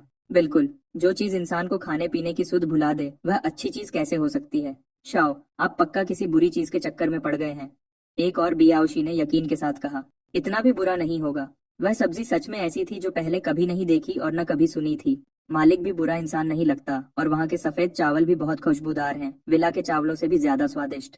वांग चंग हैरानी से लू मिंग का बचाव करने लगा। खाना कितना भी अच्छा हो, कितना स्वादिष्ट हो सकता है, पक्का भूत ने आप पर जादू कर दिया है। वांग शाओ, मेरी दादी भूत भगाना जानती हैं। कल मैं उन्हें आपको दिखाने के लिए बुलाऊंगा, एक बियावशी ने उत्साह से सुझाव दिया। नहीं, मैंने सच में कोई भूत नहीं देखा। सच में वह दुकान बिल्कुल असली है और सब्जियां भी असली हैं। वह सच में बहुत स्वादिष्ट हैं। वांग चंग अपने फैसले पर अड़ा रहा। शाओ, ऐसा नहीं है कि हम आप पर यकीन नहीं कर रहे, पर आप जो कह रहे हैं वह बहुत अजीब है। रात को दुकान खोलना, 100 गुना ज्यादा स्वादिष्ट खाना और दिन में दुकान बंद रखना, दुनिया में ऐसी दुकान कहाँ होती है? मुझे लगता है हमें जल्दी किसी तांत्रिक को ढूंढकर भूत भगाना चाहिए। बाकी सबने भी शक जताया। हे मेरा गुस्सा, तुम लोग मुझ पर यकीन क्यों नहीं कर रहे? वह सच में स्वर्ग जैसा स्वाद था। छोड़ो, तुम लोगों ने कभी खाया नहीं है, तुम लोगों को समझाना बेकार है। वांग चांग को भी गुस्सा आ गया। वांग शाओ, भाइयों की भी गलती नहीं है, हमने कभी चखा नहीं तो कैसे यकीन करें? वैसे भी वह जगह जिंगचेंग से ज्यादा दूर नहीं है। अगर वांग शाओ खाना चाहते हैं तो हम घोड़े दौड़ाकर कुछ ही घंटों में वहां पहुंच सकते हैं। क्यों न कल वांग शाओ हम में से कुछ फ्री भाइयों को साथ ले चलें और खुद देख लें, तब सच और झूठ का पता चल जाएगा। एक थोड़ी उम्र दराज बियावशी ने बात संभाली। लूशु, आप सही में कई दशकों से देश विदेश घूमने वाले अनुभवी बियावशी हैं। ठीक है, यही तय रहा। पर वहां रहने की जगह नहीं है और ये भी नहीं पता कि दुकान कब खुलती है। ऐसा करते हैं, कल हम देर से निकलेंगे और जल्दी वापस आ जाएंगे। वांग चांग में भी उत्साह आ गया। मैं अभी एक निवाला असली कुंगपाओ चिकन खाना चाहता हूँ, दूरी कोई मसला नहीं है। बैकग्राउंड म्यूजिक बज रहा है।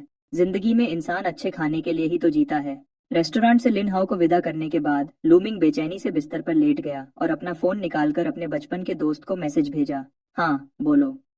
काम की बात करो, मुझे अपने घर बुलाकर घटिया सब्जी खिलाने का झूठ मत बोलो। नहीं खाना तो मत खाओ। तुम नहीं खाओगे तो और बहुत लोग हैं। मैं बस ये पूछना चाहता था कि क्या तुम लोग जंगली जड़ी बूटियां खरीदते हो? खरीदते हैं, क्यों नहीं। कौन सी जड़ी बूटियां हैं? पता नहीं, मैं कोई डॉक्टर तो हूँ नहीं। कल तुम खुद आकर देख लेना। हाँ, दोपहर में आना। चिंता मत करो, मैं सुबह तो वैसे भी नहीं उठ पाऊंगा। गेम लॉग इन करो। अगले दिन दोपहर को रेस्टोरेंट में लूमिंग अभी उठा ही था। जम्हाई लेते हुए दरवाजा खोला। लिन हाओ पहले से ही बाहर इंतजार कर रहा था, पीठ पर वही बड़ा टोकरा लटकाए हुए। जमीन पर दो और टोकरे रखे थे जिनमें कल देखी गई हुआंगजिंग के अलावा और भी अनजान जड़ी बूटियां थीं। कुल मिलाकर 3 बड़े भरे हुए टोकरे थे। मालिक, ये वो है जो मैंने आज सुबह सबके घरों से इकट्ठा की है। आप देखिए कि क्वालिटी कैसी है। लिन हाओ के दिल में डर था। कल रात वापस लौटने में बहुत देर हो गई थी, इसलिए मुझे गांव वालों को बताने का वक्त नहीं मिला। पर कोई बात नहीं, गांव के लोग आमतौर पर ये जड़ी बूटियां रखते हैं। आज सुबह मैंने घर घर जाकर जड़ी बूटियां तोड़ने वालों को बताया और इसी बहाने इकट्ठा कर लिया। पूरे 3 बड़े टोकरे, सोचा कुछ पैसे मिल जाएंगे। अच्छा है, अच्छा है। तुम्हें 1 करियान चांदी देता हूँ। लूमिंग को पैसों का कोई खास अंदाजा नहीं था।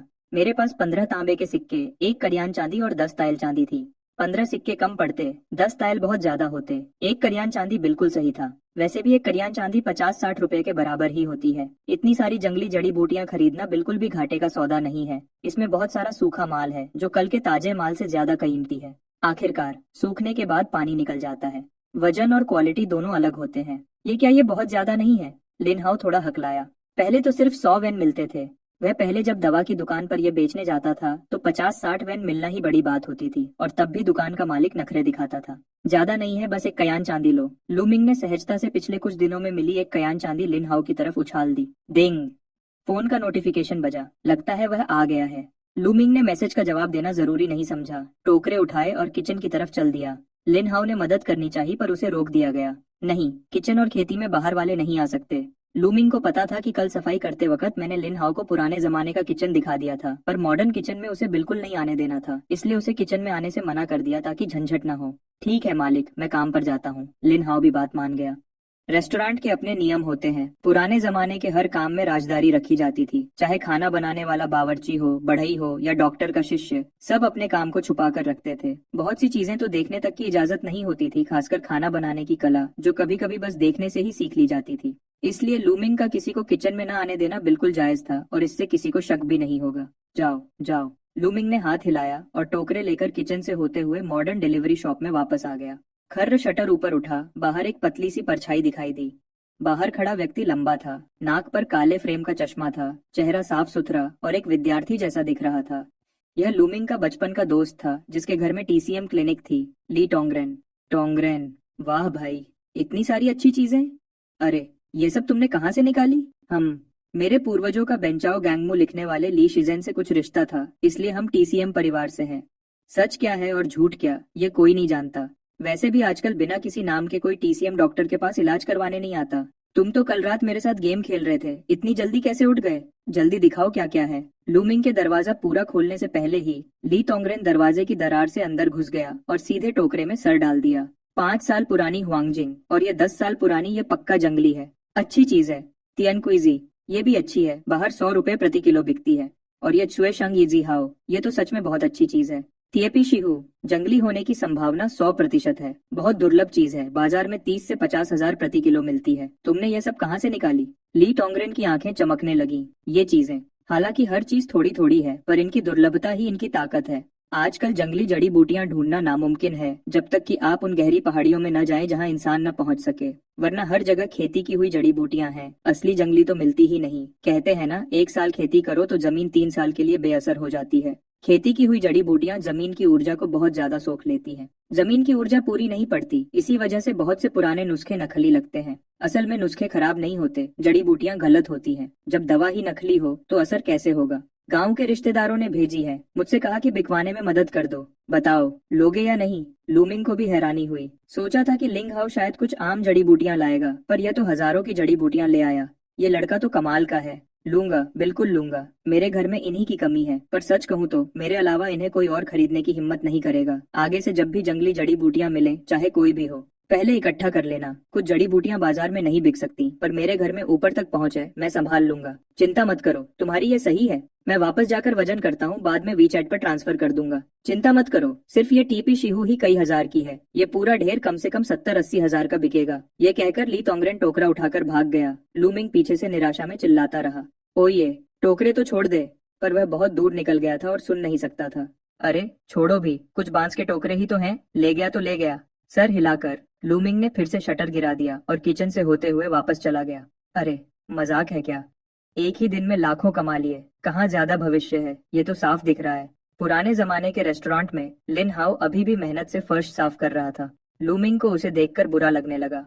मैंने अभी जो जड़ी बूटियां ली वह कम से कम 10 तायल चांदी की होंगी, पर मैंने सिर्फ एक करियान दी। ये कमाई थोड़ी बेईमानदारी वाली लग रही है। हालांकि लिन हाउ खुद बेचता तो शायद इतनी कीमत न मिलती, पर फिर भी दिल में थोड़ा बुरा लग रहा है। जगह बड़ी होनी चाहिए, सुरक्षा मजबूत होनी चाहिए, स्मार्ट होनी चाहिए, सर्विस अच्छी होनी चाहिए। एक्स चलेगा, पिछली सीट पर पैर फैलाकर बैठ सकें। पिछली सीट पर क्या? लूमिंग ने मुंह खोला, समझ नहीं आया क्या कहे। मालिक, कोई काम है? लिन हाउ ने हैरानी से सर उठाया। नहीं, कुछ नहीं, बस तुम्हारे वह टोकरे भी मैंने ले लिए। ये 15 तांबे के सिक्के तुम्हारे लिए। लूमिंग के पास भी ज्यादा पैसे नहीं बचे थे, जो बचे खुचे सिक्के थे सब दे दिए। नहीं नहीं नहीं, ये मैं नहीं ले सकता।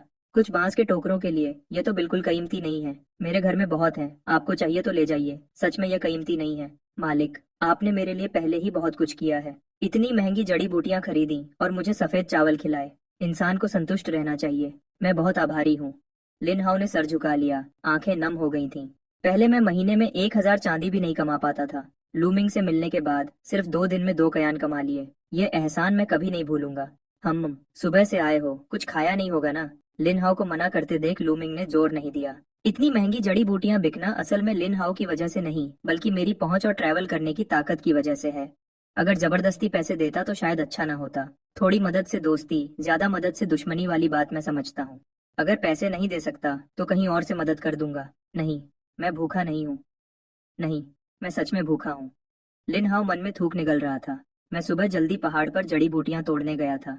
दोपहर को जल्दी जल्दी यहाँ आया, खाने का वक्त ही नहीं मिला। भूखा कैसे नहीं हो सकता? बस लूमिंग ने पूछा नहीं तो मैं कैसे मांगता। आखिरकार मेरी याद में वह खाना बहुत महंगा था।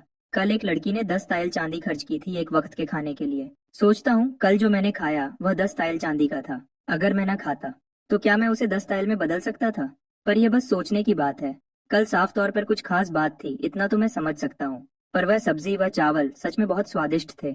भूख लगी है तो बताओ ना, मेरे घर में और कुछ हो ना हो, खाना बहुत है। रुको, मैं तुम्हारे लिए खाना लाता हूँ। आज तुम्हारे लिए 2 सब्जियां एक्स्ट्रा दूंगा।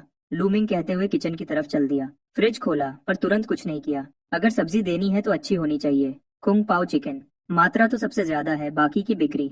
दूसरा है यू शांग रूसी, लेकिन ये डिश थोड़ी तीखी है। मैंने उस जमाने के बारे में पढ़ा है, वहाँ मिर्च नहीं होती थी। सीधे खाने पर वहाँ के लोग शायद बर्दाश्त न कर पाए। हो सकता है उन्हें पेट खराब हो जाए। रही बात मिर्च न डालने की, तो माफ कीजिएगा, ये प्री कुक्ड खाना है। स्वाद पहले से ही सेट है। कम नमक चाहिए? मिर्च नहीं चाहिए, लहसुन नहीं चाहिए, धनिया नहीं चाहिए, प्याज नहीं चाहिए।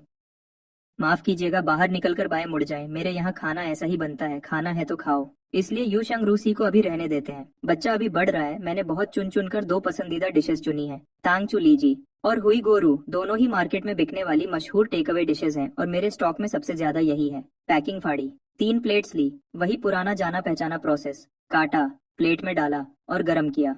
3.5 मिनट बाद डिंग डिंग डिंग माइक्रोवेव का अलार्म बजा। एक साथ 3 प्री कुक्ड डिशेस बनकर तैयार हो गई। ट्रे उठाकर लूमिंग शांति से बाहर गया।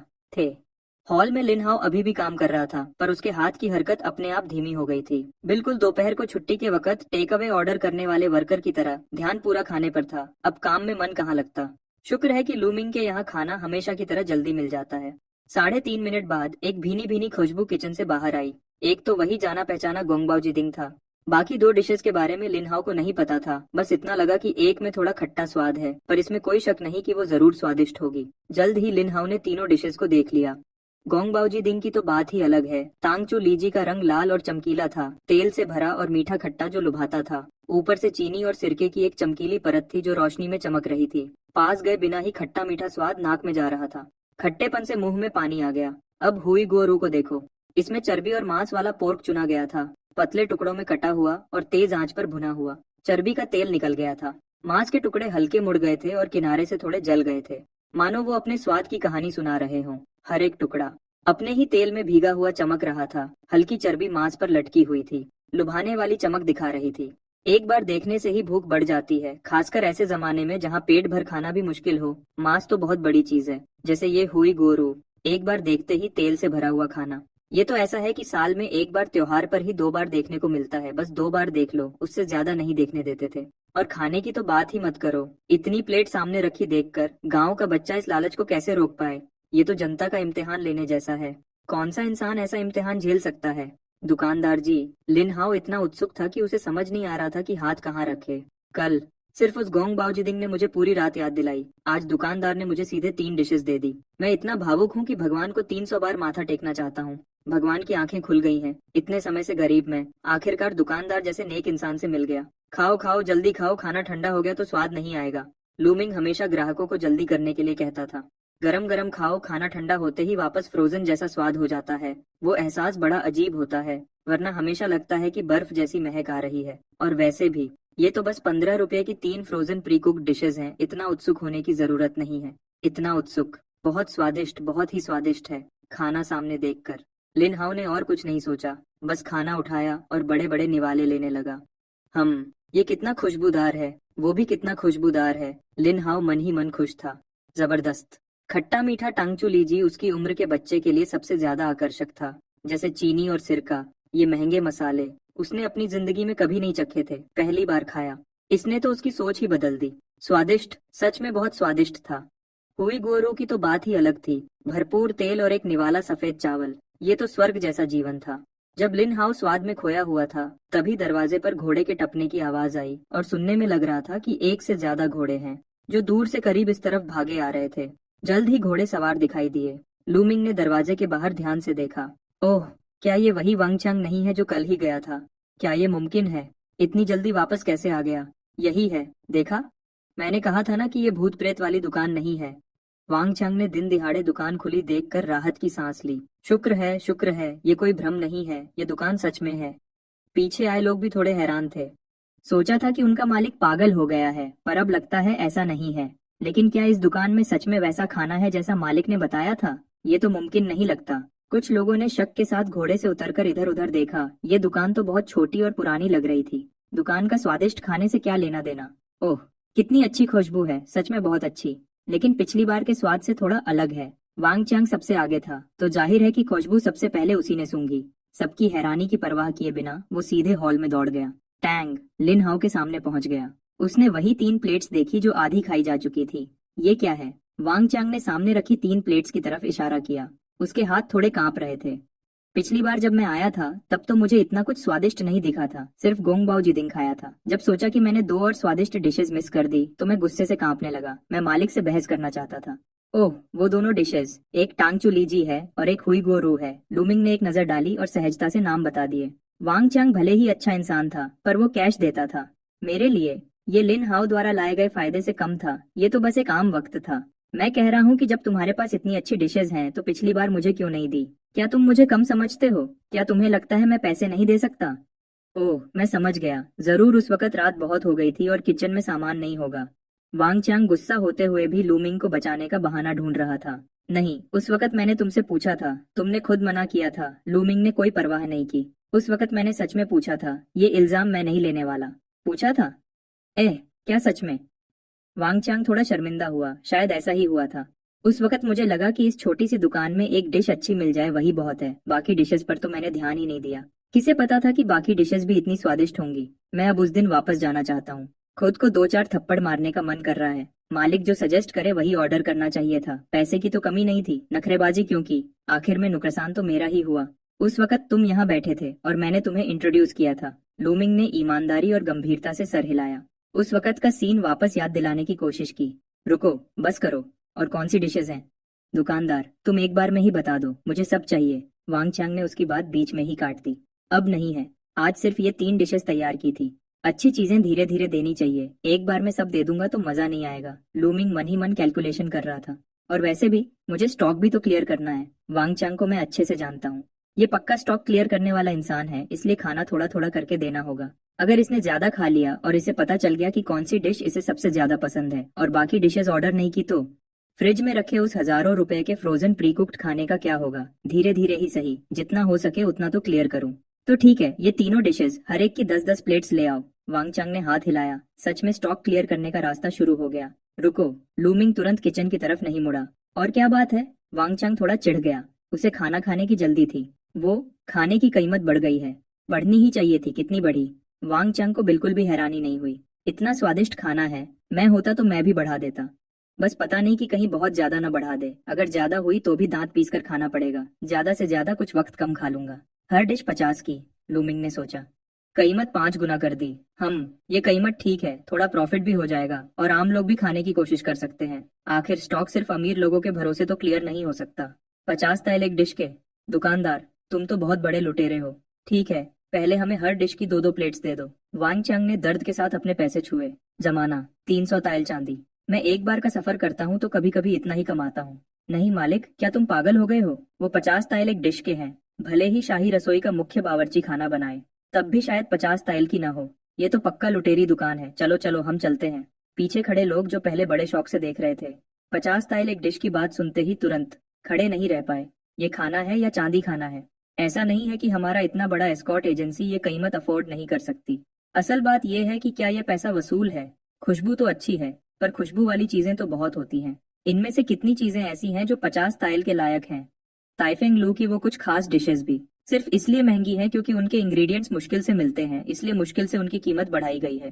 पर सामने रखी ये 3 डिशेस में क्या इंग्रेडिएंट्स हैं? पोर्क, चिकन और कुछ ऐसी सब्जियां जिनके बारे में पता भी नहीं। कैसे भी देखो, ये महंगे इंग्रेडिएंट्स से जुड़ी हुई नहीं लगती। इस तरह की डिश के लिए 50 ताइल मांगने की हिम्मत। अगर हम इस ब्लैक शॉप को तोड़ न दें तो समझो हमारा स्वभाव बहुत अच्छा है। नहीं नहीं नहीं, यहाँ का खाना सच में बहुत स्वादिष्ट है। चखो, तुम लोग चखो तो पता चल जाएगा। ये खाना मेरी तरफ से है, मैं पैसे दूंगा। वैंग चांग ने तो स्वाद चखा हुआ था। ताइफेंग लू की सारी खास डिशेस मैंने खाई हैं। बस इतना कह सकता हूँ कि वहाँ सिर्फ इंग्रेडिएंट्स थोड़े महंगे हैं यहाँ के खाने के मुकाबले। ये तो जमीन आसमान का अंतर है। एक ही बार 50 ताइल खर्च करने हो तो मैं यहाँ खर्च करना पसंद करूंगा। बस अफसोस ये है कि अब पहले की तरह जी भर के नहीं खा सकता। जब सस्ता था तब क्यों नहीं सोचा कि और ज्यादा खा लूं। सच में मैं वैंग चांग अब इतना पछता रहा हूँ कि खुद को थप्पड़ मारने का मन कर रहा है। कभी 10 वेन की एक प्लेट कुंग पाओ चिकन मेरे सामने थी, मैंने उसकी कदर नहीं की। जब डिश महंगी हो गई तब पछतावा हो रहा है। दुनिया में इससे ज्यादा दर्दनाक कुछ नहीं हो सकता। अगर भगवान मुझे एक और मौका दे तो मैं मालिक से 3 शब्द कहूंगा, और थोड़ा दो। अगर इस डिश की क्वांटिटी बतानी हो तो मैं चाहूंगा कि वो 1000 प्लेट्स हो। Background music is playing. Shao Dongjia, ये बात किसी के ट्रीट देने की नहीं है। बात यह है कि ये खाना 50 ताइल के लायक ही नहीं है। कुछ टुकड़े चिकन के, कुछ टुकड़े पोर्क के, और 50 ताइल मांगने की हिम्मत। मैं इतने सालों से देश विदेश घूम रहा हूँ, मैंने ऐसी बेशर्म दुकान कभी नहीं देखी। लू नाम का बॉडीगार्ड जो कई सालों से दुनिया घूम रहा है, उसने क्या कुछ नहीं देखा? 500 ताइल की एक डिश भी मैंने चख रखी है, पर वो तब की बात है जब मैं एस्कॉर्ट करते वक्त गलती से एक ब्लैक शॉप में घुस गया था। किसी ने गर्दन पर तलवार रखकर पैसे लिए थे। वो उसकी जिंदगी की सबसे बड़ी शर्म की बात थी और इसी वजह से वो ब्लैक शॉप्स को लेकर बहुत सेंसिटिव है। इस डिश की कीमत देखकर अगर ये ब्लैक शॉप नहीं है तो क्या है? सही कहा, सही कहा। ऐसी ब्लैक शॉप को अगर तोड़ न दिया जाए तो ये उनकी मेहरबानी है। आखिर खाना है या नहीं? नहीं खाना तो बाहर चले जाओ। लूमिंग पहले समझाना चाहता था कि वो 50 वेन है, 50 ताइल नहीं, पर जब सुना कि ये लोग दुकान तोड़ने की बात कर रहे हैं तो उसका बताने का मन ही खत्म हो गया। इनकी मेहनत की कमाई कमा रहा हूँ, ऊपर से ये लोग मुझे आंखें दिखा रहे हैं। क्या मैं इनका कर्जदार हूँ? वैसे भी केटरिंग का बिजनेस ज्यादा पैसे नहीं कमाता। अगर frozen ready to eat packets का स्टॉक बहुत ज्यादा जमा ना होता तो मैं तो प्रोफेशन ही बदल लेता। एक क्लिनिक खोलना क्या बुरा होता? एक तरफ जड़ी बूटियां खरीदता, दूसरी तरफ बैनलानजेन, इबुप्रोफेन और थोड़े एंटीबायोटिक्स बेचता। आराम से दोनों तरफ से कमाई होती। क्या पता पुराने जमाने में कोई गॉडली डॉक्टर ही बन जाता। खाओ खाओ खाओ। शाओ दोंगजिया मैं हूँ या तुम लोग? सब बैठ जाओ। जो भी कहना है खाना खाने के बाद कहना। मालिक, मैंने जो ऑर्डर दिया था वही लाओ। वांग चांग को सच में डर था कि खाना नहीं मिलेगा, इसलिए उसने सीधे शाओ दोंगजिया वाला रोब दिखा दिया। लूमिंग की जिद मैं देख चुका हूँ। एक रेस्टोरेंट सुबह नहीं खुलता, वो तो अलग बात है, दोपहर को भी नहीं खुलता। क्या ये कोई नॉर्मल इंसान कर सकता है? पर मानना पड़ेगा, उसके पास जिद्दी होने की काबिलियत है। वो खाना इतना स्वादिष्ट है कि अगर इस खाने की वजह ना होती तो मैं 100-200 मील दूर चलकर यहाँ सिर्फ एक निवाला खाने नहीं आता। आखिर आगे भी शाओदोंगजा के नीचे काम करना है, इसलिए बाकी बॉडीगार्ड्स चाहे कितने भी ना खुश हों, उन्हें बैठना ही पड़ा। लूमिंग ने ये देखा तो कुछ नहीं कहा और सीधे किचन में चला गया।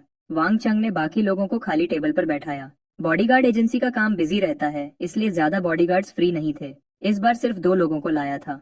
एक का नाम चेन है, एक का डेंग। दोनों एजेंसी के पुराने लोग हैं, इसलिए भले ही अंदर से नाराज हों, शाओदोंगजा के कहने पर वो सामने से बहस नहीं करेंगे। बात करते करते लिन हाओ ने अपना खाना खत्म कर लिया था। परफेक्ट समय का आनंद लेने के बाद मुझे तभी वांग चांग से बात करने का मौका मिला। असल में वांग चांग मेरा बेनिफैक्टर है। अगर वांग चांग न होता तो मुझे लूमिंग जैसा अच्छा मालिक नहीं मिलता। ओह, क्या तुम वही लड़के हो जो कल आया था? ये जगह इतनी महंगी है, तुम यहाँ खाना अफोर्ड कर सकते हो? वांग चांग थोड़ा हैरान था। नहीं नहीं, मालिक ने मुझे ट्रीट दिया है। मैं जड़ी बूटियां चुनने में मदद करता हूँ, मालिक खाना खिलाते हैं। कौन सी ऐसी जड़ी बूटी है जिसे चुनने के लिए 50 ताइल की डिश खिलाई जा रही है? वांग चांग भी हैरान था। क्या मैं भी प्रोफेशन बदल लूं? बस आम जड़ी बूटियां हैं। मालिक का दिल अच्छा है, मुझे बेचारा समझकर खाना खिला देते हैं। उसका दिल अच्छा है। 50 ताइल की एक डिश, इसका दिल तो शायद स्याही के बर्तन से निकला हुआ काला है। बॉडीगार्ड आखिर जवान था, वो और नहीं सुन सका। हम असल में इतना महंगा भी नहीं है। कल एक लड़की ने एक डिश के लिए सिर्फ 10 ताइल खर्च किए थे। मालिक असल में काफी अच्छे हैं। थोड़ी देर में अच्छे से पेश आना, शायद डिस्काउंट भी मिल जाए, लिन हाओ ने धीरे से कहा। लू बॉडीगार्ड ने मुंह से पानी की फुहार छोड़ दी। सुनो, क्या ये इंसानों वाली बात है? सिर्फ 10 ताइल का क्या मतलब? 10 ताइल में तो टाइफिंग लू में एक वक्त का खाना हो जाता है। क्या इस कस्बे के लोग पैसे को पैसा नहीं समझते? जब ये लोग बात कर रहे थे तब तक किचन के माइक्रोवेव शेफ ने 6 प्लेट्स तैयार कर ली थी। खुशबू से भरी हुई प्लेट्स टेबल पर लाई गई। ये देखकर बॉडीगार्ड्स थोड़े हैरान हुए। हुनर की बात अलग है, पर खाना महंगा होने के बावजूद खाना परोसने की रफ्तार सच में तेज है। सिर्फ इस बात में टाइफिंग लू इसका मुकाबला नहीं कर सकता। वहाँ खाना परोसने में बहुत देरी होती है। पहले से ऑर्डर देना पड़ता है, वरना बहुत इंतजार करना पड़ता है। 2 प्लेट्स कुंग पाओ चिकन, 2 प्लेट्स हुई गोरू, 2 plates sweet and Sawar pork और एक बोल चावल मुफ्त। खाना तैयार है। लू मिंग ने बिना किसी भाव के प्लेट्स टेबल पर रख दी। खाना शुरू। वांग चांग जो पहले से ही बेचैन था, उसने तुरंत चॉपस्टिक्स उठाई। खाना शुरू कर दिया। सिर्फ एक निवाले में मेरी आंखों में आंसू आ गए। यही वो स्वाद है जिसके लिए मैं दिन भर तड़प रहा था। वो एहसास कि जैसे स्वाद मेरी जीभ पर नाच रहा हो, आखिरकार वापस आ गया। बाकी लोग इसे ज्यादा अहमियत नहीं दे रहे थे। खाना खुशबूदार तो है, पर इतना भी नहीं, खासकर लू बॉडीगार्ड जो वांग चांग को बचपन से बड़ा होते देख रहा था।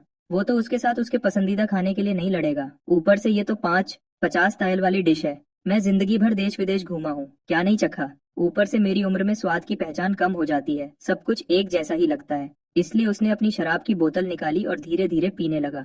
चैन बॉडीगार्ड तो दिल से इस दुकान को कुछ नहीं समझता था। उसने लू बॉडीगार्ड की तरह अपनी बोतल निकाल ली।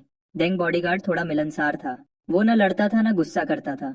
खाना मिल रहा है तो वो खाएगा। इसलिए वांग चांग के बाद वही दूसरा था जिसने चॉपस्टिक्स उठाई। खाना खाने में शर्म आ रही थी, पर मुफ्त के चावल तो चखे जा सकते हैं ना। वांग चांग भी हैरान था। खाने से पहले उसने इसे हल्का लिया था, पर एक निवाला चावल का अंदर गया तो मीट की महक और हल्की सी मिठास मुंह में भर गई। सफेद चावल। हे भगवान, क्या ये सच में सफेद चावल हैं? मुझे ऐसा क्यों लग रहा है कि ये पहले खाए हुए चावल से बिल्कुल अलग हैं। ये टेक्सचर, ये स्वाद। मेरी आंखें फट गईं। मुझे लगा सिर्फ ये चावल ही। मैं एक पूरा बोल खा सकता हूँ। जब चावल इतने स्वादिष्ट हैं तो खाना? उम्मीद के साथ डेंग बॉडीगार्ड ने सावधानी से हुई गोरू की तरफ अपनी पापी चॉपस्टिक्स बढ़ाई। एक टुकड़ा हुई गोरू मुंह में गया तो फैट की महक और कुछ ऐसे स्वाद जो बयान नहीं किए जा सकते, उसने उसे सीधे आसमान पर पहुंचा दिया। इस पल मुझे वांग चांग का एहसास समझ आया। ऐसा खाना 50 ताइल क्या, अगर 100 ताइल भी मांगे तो मैं खाने को तैयार हूँ। पर जो खाना अभी टेबल पर आया था, वो पलक झपकते ही आधा कैसे हो गया। ऊपर देखा तो वांग चांग बजर्क मोड में था। चॉपस्टिक्स टेबल पर उड़ रही थी। पलक झपकते ही खाना 1/8वां हिस्सा कम हो गया। अब मैं शर्म नहीं कर सकता था। एक दांव चलाकर सीधे अपनी प्लेट की तरफ बढ़ा। पूरी तरह पागलपन, बस ऐसे ही तुम में करते हुए सिर्फ 2 मिनट में टेबल की 6 डिशेस चैन बॉडीगार्ड और लू बॉडीगार्ड की हैरानी भरी आंखों के सामने गायब हो गई। वांग शाओ, तय हुआ था कि ट्रीट तुम दोगे तो ये प्लेट्स तो हम दोनों बांट लेंगे। दोनों ने खाना खत्म करने के बाद भी मन नहीं भरा और चमकती हुई प्लेट्स को देखकर एक साथ उन्हें पकड़ने के लिए झपट पड़े। झूठ मत बोलो, तय हुआ था कि मैं बस तुम्हारे साथ देखने आया हूँ और पैसे भी मैंने दिए हैं, तो मुझे 4 प्लेट्स मिलनी चाहिए और तुम्हें 2। मैं प्लेट्स कैसे छोड़ सकता हूँ? वो ग्रेवी देखकर ही पता चल रहा है कि चावल के साथ क्या कमाल करेगी। अगर ऐसा है तो फिर मेरे हाथ तेज होने का बुरा मत मानना। सब अपनी किस्मत से लो। डेंग बॉडीगार्ड ने एक अजीब सी हंसी के साथ पहले हाथ मारा और एक प्लेट उठा ली। तो फिर मेरे बुरा मानने का बुरा मत मानना। वांग चांग ने भी हार नहीं मानी और एक लात मारकर डेंग बॉडीगार्ड की कुर्सी उड़ा दी। मौका पकड़कर पहले ही 4 प्लेट्स पर कब्जा कर लिया। चैन बॉडीगार्ड आखिर जवान था, वो सब्र नहीं कर सका और दोनों की तरफ उंगली दिखाकर हैरानी से कुछ बोल नहीं पाया। मालिक, मुझे भी एक प्लेट दो, बस स्वीट एंड सावर पोर्क चाहिए।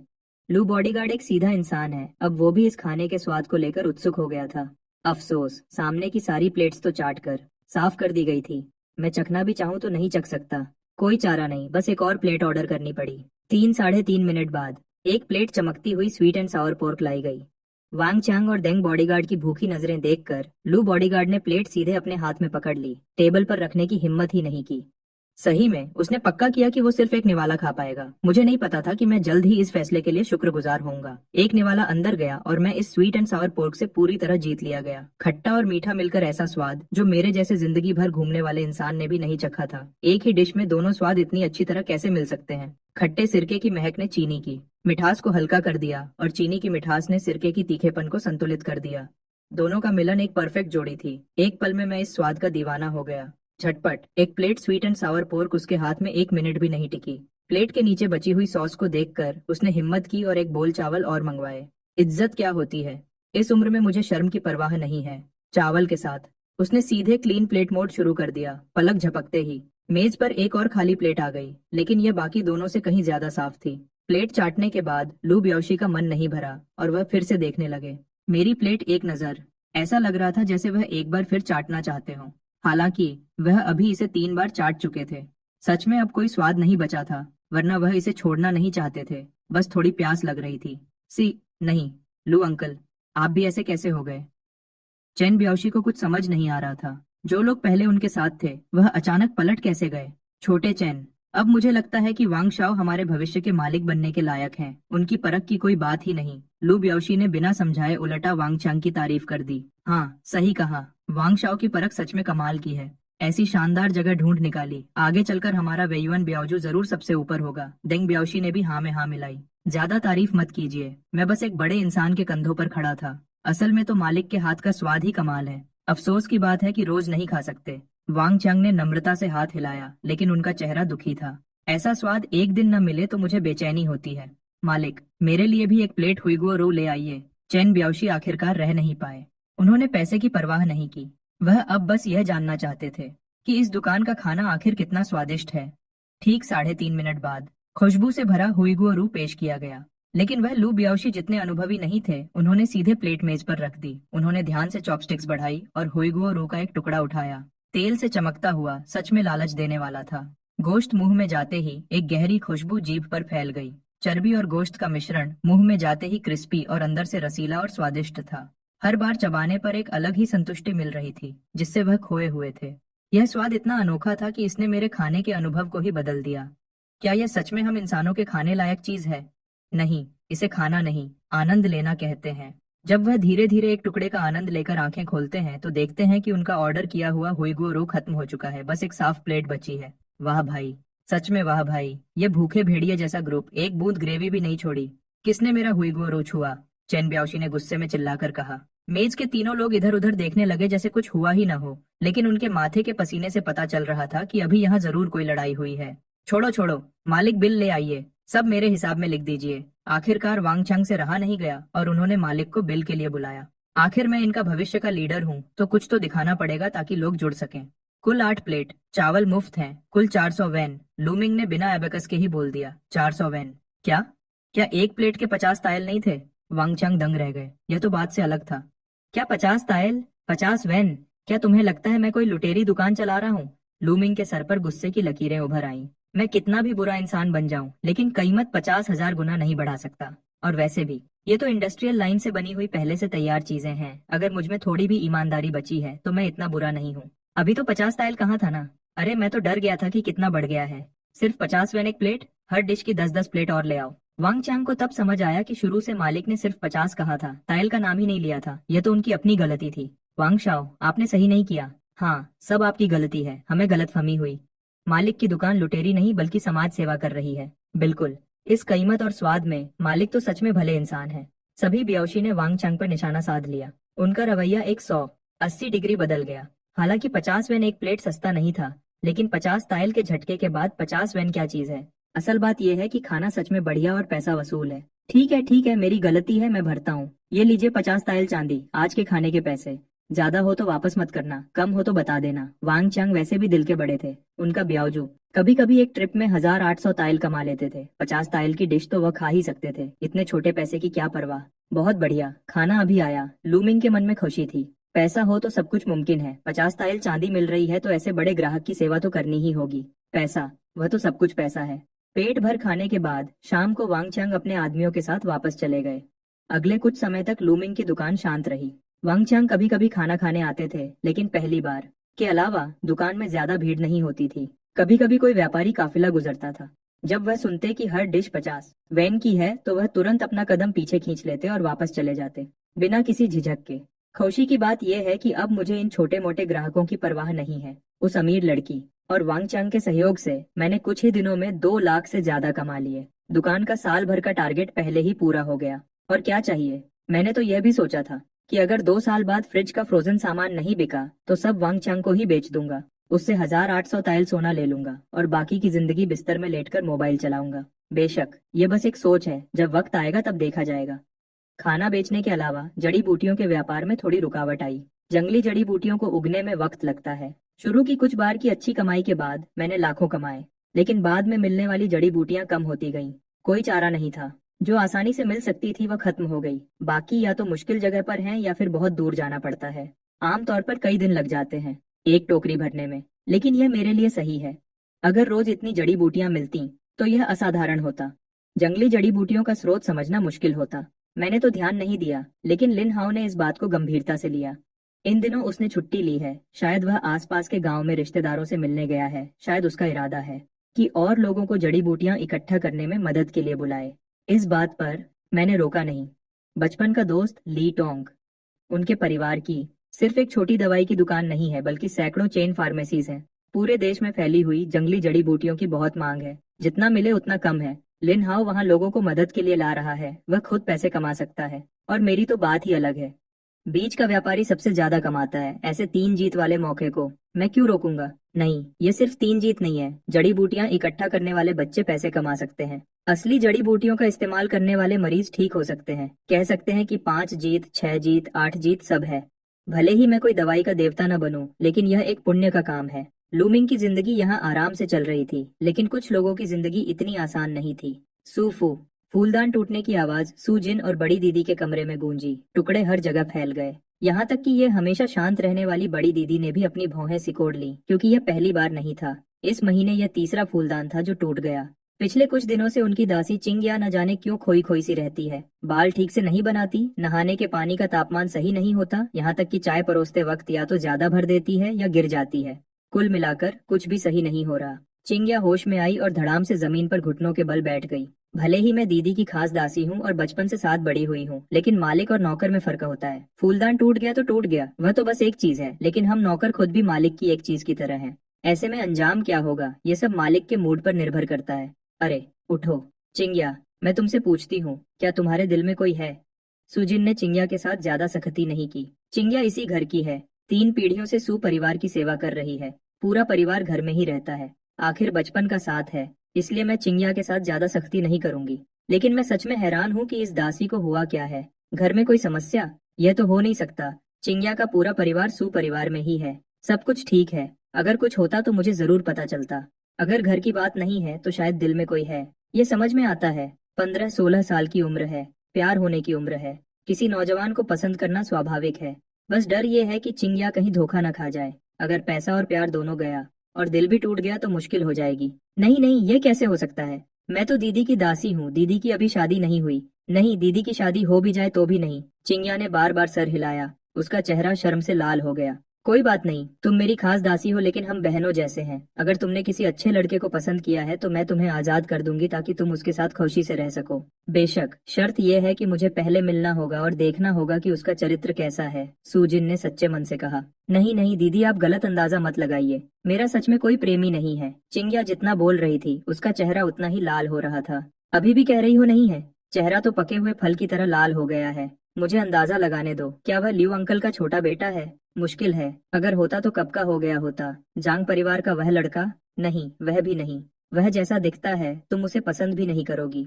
वह तो है घर के बाहर के लोग, पर हाल ही में हम ज्यादा बाहर भी नहीं निकले हैं। कहीं ऐसा तो नहीं कि तुम्हारा दिल उस रेस्टोरेंट के मैनेजर पर आ गया है। Background music is playing. मैंने एक एक करके सोचा, जितना सोचा उतना ही ये मुमकिन लग रहा है। इन दिनों हम सिर्फ एक बार बाहर निकले थे, मंदिर में पूजा करने के लिए। वह एक ननरी था। रास्ते में ड्राइवर के अलावा कोई मर्द तक नहीं दिखा था। इकलौते मर्द जो हमें मिले वह वही रेस्टोरेंट के मैनेजर थे। उम्र और शक्ल सूरत देखो तो सच में बात करने में थोड़े कड़वे होने के अलावा उनमें ऐसी बात तो है कि कोई एक बार देख ले तो याद रखे। पक्का वही है, कोई शक नहीं। मिस, आप क्या कह रही हैं? मैं उस दिल के काले इंसान को कैसे पसंद कर सकती हूँ? चिंग्या के चेहरे की लाली पूरी तरह गायब हो गई। बस चेहरे पर उलझन बची थी। अगर उस रेस्टोरेंट का खाना खाने से पहले की बात करें तो शायद मैं उस मैनेजर से नफरत करती, पर उनके हाथ का खाना चखने के बाद मेरी सोच पूरी बदल गई। उस मैनेजर का दिल काला है, पर पूरी तरह नहीं। कम से कम वह खाना उस कीमत के लायक तो है। सच में नहीं, सच में नहीं। चिंग्या ने जोर से सर हिलाया। तो फिर इन दिनों तुम्हारा मन कहाँ भटक रहा है? आखिर ऐसी क्या बात है जो तुम मुझे नहीं बता सकती? असल में कुछ नहीं, बस घर से बाहर जाना था, आपसे छुट्टी मांगनी थी। चिंग्या थोड़ी झिझक रही थी। इन दिनों मैं करवटें बदलती रहती हूँ, नींद नहीं आती। मन में और सपनों में बस वही रेस्टोरेंट का खाना खाने का ख्याल आता है। इस वजह से चिंग्या ने कुछ खाया पिया नहीं, कई दिनों से ठीक से सोई भी नहीं है। ठीक से नींद नहीं आएगी तो एनर्जी कहाँ से होगी, इसलिए काम में गलतियां हो रही है। पर मानना पड़ेगा, वह खाना सच में बहुत स्वादिष्ट है। खाने के बाद और खाने का मन करता है।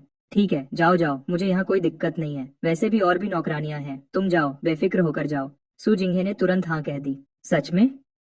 चिंग्या की खौशी का ठिकाना न रहा। उसे लगा था घर से बाहर निकलना मुश्किल होगा। सोचा नहीं था कि मिस इतनी आसानी से मान जाएंगी। अब सही है, आखिरकार मैं वह मनपसंद स्वादिष्ट खाना खा सकूंगी। बिल्कुल सच है, जाओ जाओ, अभी जाओ। सू जिंगे ने सर हिलाया और चिंग्या को धक्का देकर दरवाजे से बाहर भेज दिया। चिंग्या खुशी खुशी दौड़ती हुई बाहर निकल गई। वो मामा, उसके पीछे जाओ, सावधानी से, उसे पता न चले। देखो वह कहाँ जाती है और किससे मिलती है।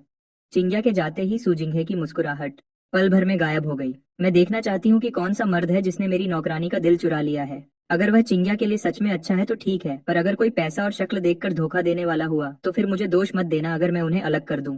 सही है, अभी भी मुझे लगता है कि चिंग्या को इश्क हो गया है। आखिर कोई नॉर्मल इंसान कैसे सोच सकता है कि कोई सिर्फ एक डिश के लिए इतना पागल हो जाए? सू मैंशन के बाहर। बहुत अच्छा, बहुत अच्छा।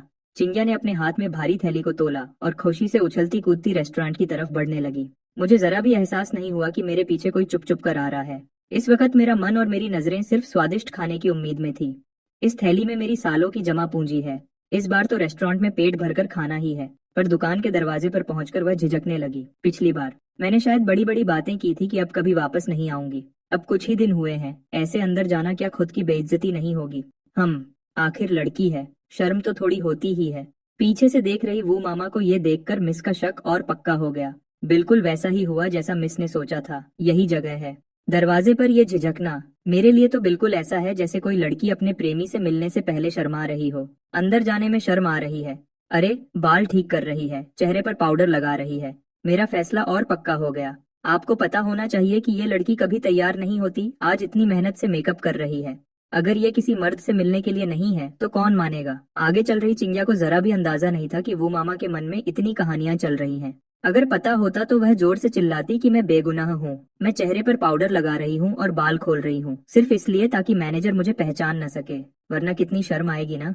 उसने अपने बाल ठीक किए, चेहरे पर थोड़ा और पाउडर लगाया, छोटा शीशा निकाल कर देखा।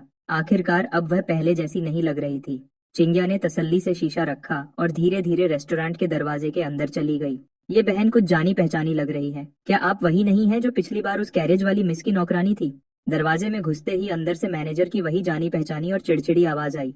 आपने मुझे कैसे पहचान लिया? मैंने अभी जो मेकअप किया है मैं तो खुद को पहचान नहीं पा रही। एक नजर में ही पकड़ लिया। ये रेस्टोरेंट का मैनेजर कितना खतरनाक है। कपड़े तो बदले नहीं है तो मेरे लिए ना पहचान पाना मुश्किल है। इस बात को छोड़ो, पिछली बार जो खाना था आपकी मिस ने शायद नहीं खाया होगा ना? चिंग्या की हैरानी के मुकाबले लूमिंग के मन में तो हलचल मच गई थी।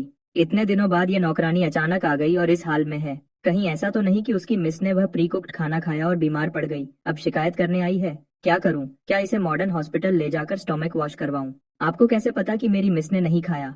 लूमिंग का ये सवाल सुनकर चिंग्या और हैरान हो गई। मुझे कैसे पता होगा? मैं तो आपसे पूछ रहा हूँ। चलो अच्छा है, आपकी मिस ठीक है तो अच्छा है। मैंने पहले ही कहा था कि मेरा खाना साफ नहीं है। नहीं खाया सुनकर लूमिंग ने तुरंत राहत की सांस ली।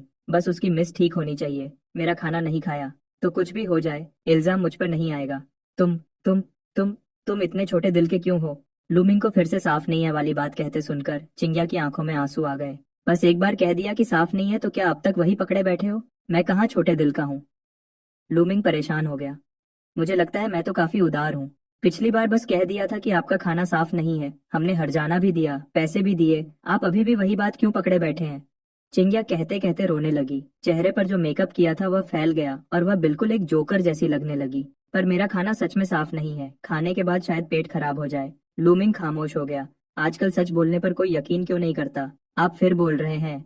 चिंग्या सच में गुस्से में रो पड़ी। अच्छा अच्छा अच्छा, नहीं बोलूंगा। आपकी मिस ठीक है तो ठीक है, जब वह ठीक है तो तुम यहाँ क्यों आई हो? लड़की को रोते देख लूमिंग को हमेशा लगता है कि वह किसी को परेशान करने वाला अंकल है। हम मैं खाना खाना चाहती हूँ, चिंग्या ने धीरे से कहा। खाना?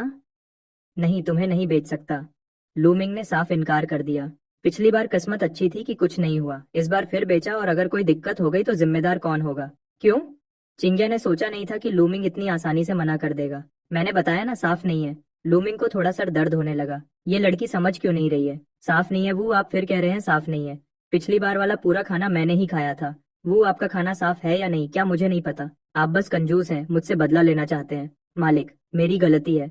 मैं आपके आगे घुटने टेक कर माफी मांगती हूँ। क्या ये काफी नहीं है? जब से पिछली बार आपके यहाँ खाना खाया मैं कुछ खा पी नहीं पा रही, बस वही खाने का मन करता है। इन दिनों बस यही सोच रही हूँ। काम भी ठीक से नहीं हो रहा। अगर ऐसा ही चलता रहा तो मेरे मालिक मुझे निकाल देंगे।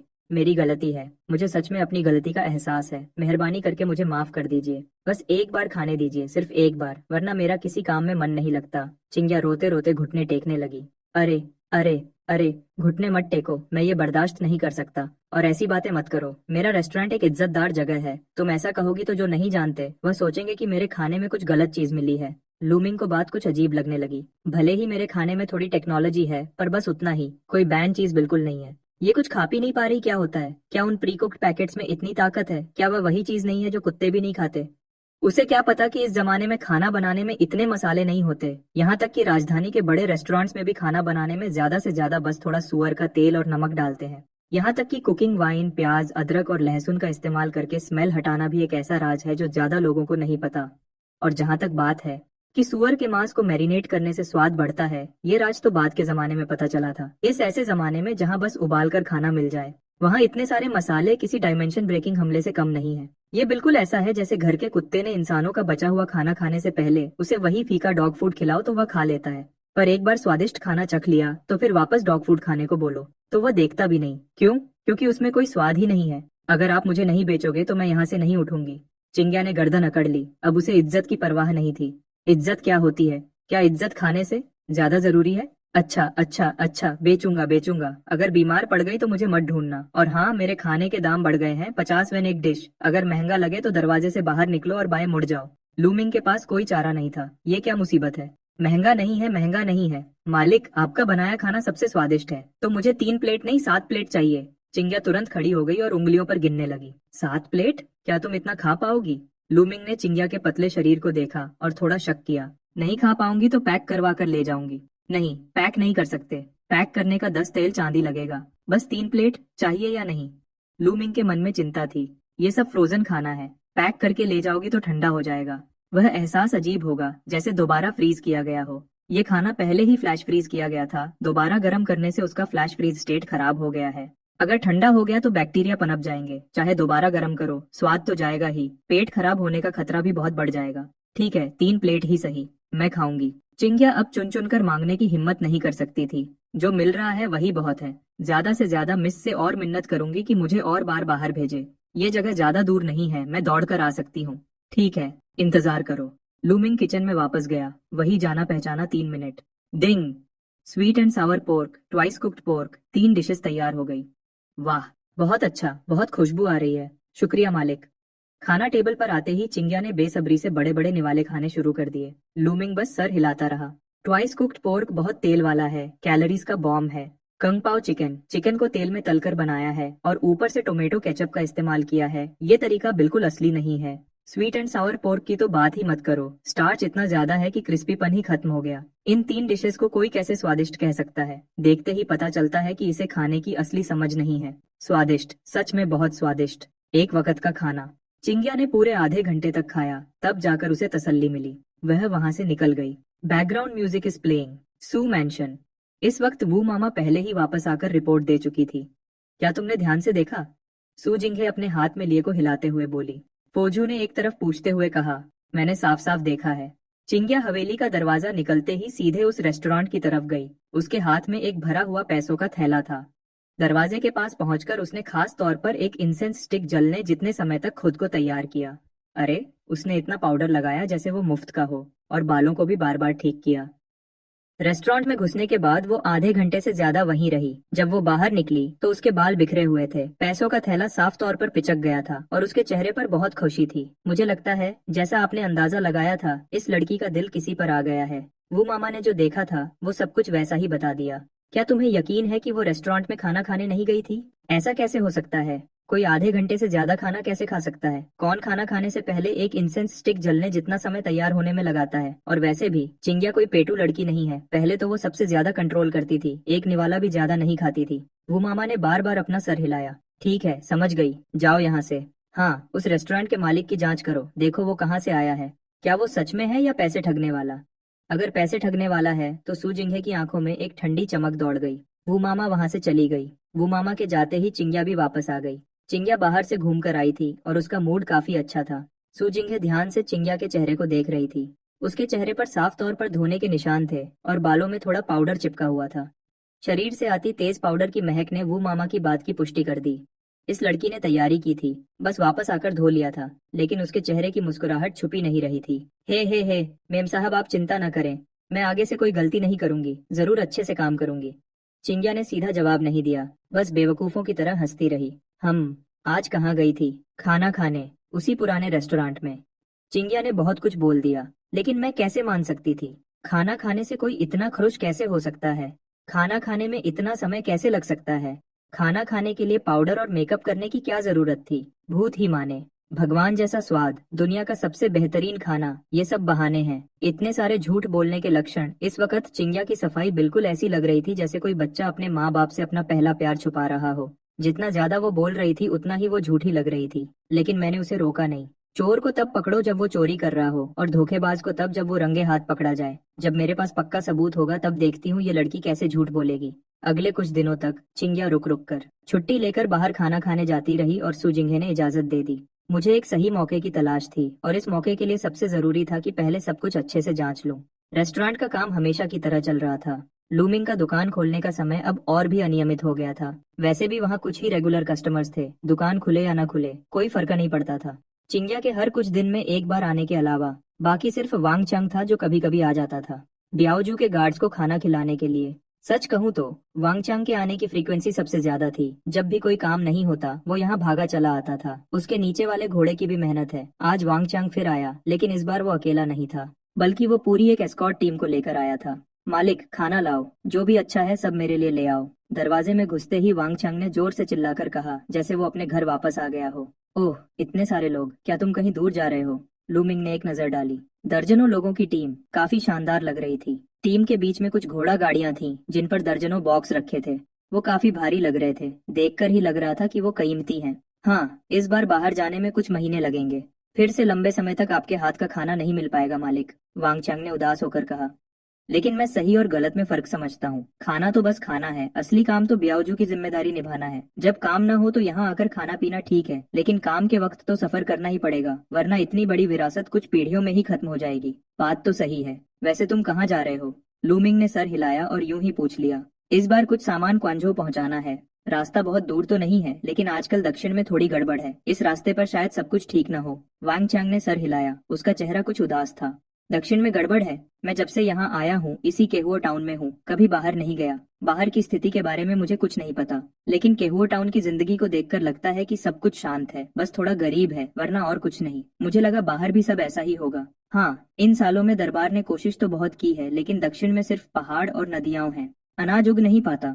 अगर व्यापारी और दरबार उत्तर से अनाज न मंगवाते तो शायद कब का भुखमरी आ गई होती। लेकिन पिछले कुछ सालों से उत्तर में या तो भयंकर सूखा पड़ा है या बाढ़। खुद का अनाज ही काफी नहीं है तो दक्षिण को कहाँ से देंगे? अब वहाँ हर जगह पहाड़ों पर कब्जा करने वाले डाकू हैं, बहुत गड़बड़ है वहाँ। वांग चांग ने थोड़ी चिंता से कहा। हम जैसे एस्कॉर्ट करने वालों के लिए ये स्थिति अच्छी भी है और बुरी भी। अच्छी ये है कि बियावजू का काम बढ़ गया है, बुरी ये है कि खतरा बहुत बढ़ गया है। कुल मिलाकर वो रास्ता बिल्कुल भी अच्छा नहीं है, तो रास्ते में अपना ख्याल रखना। लूमिंग को समझ नहीं आया कि क्या कहे। मैं कोई मसीहा नहीं हूँ, दुनिया के लोगों को नहीं बचा सकता। यहाँ तक कि मॉडर्न जमाने में भी कुछ देशों में लोगों को खाना नहीं मिलता। अगर उस जमाने में शेन्नोंग जैसे लोग न होते तो शायद वहाँ की स्थिति भी इससे बेहतर न होती।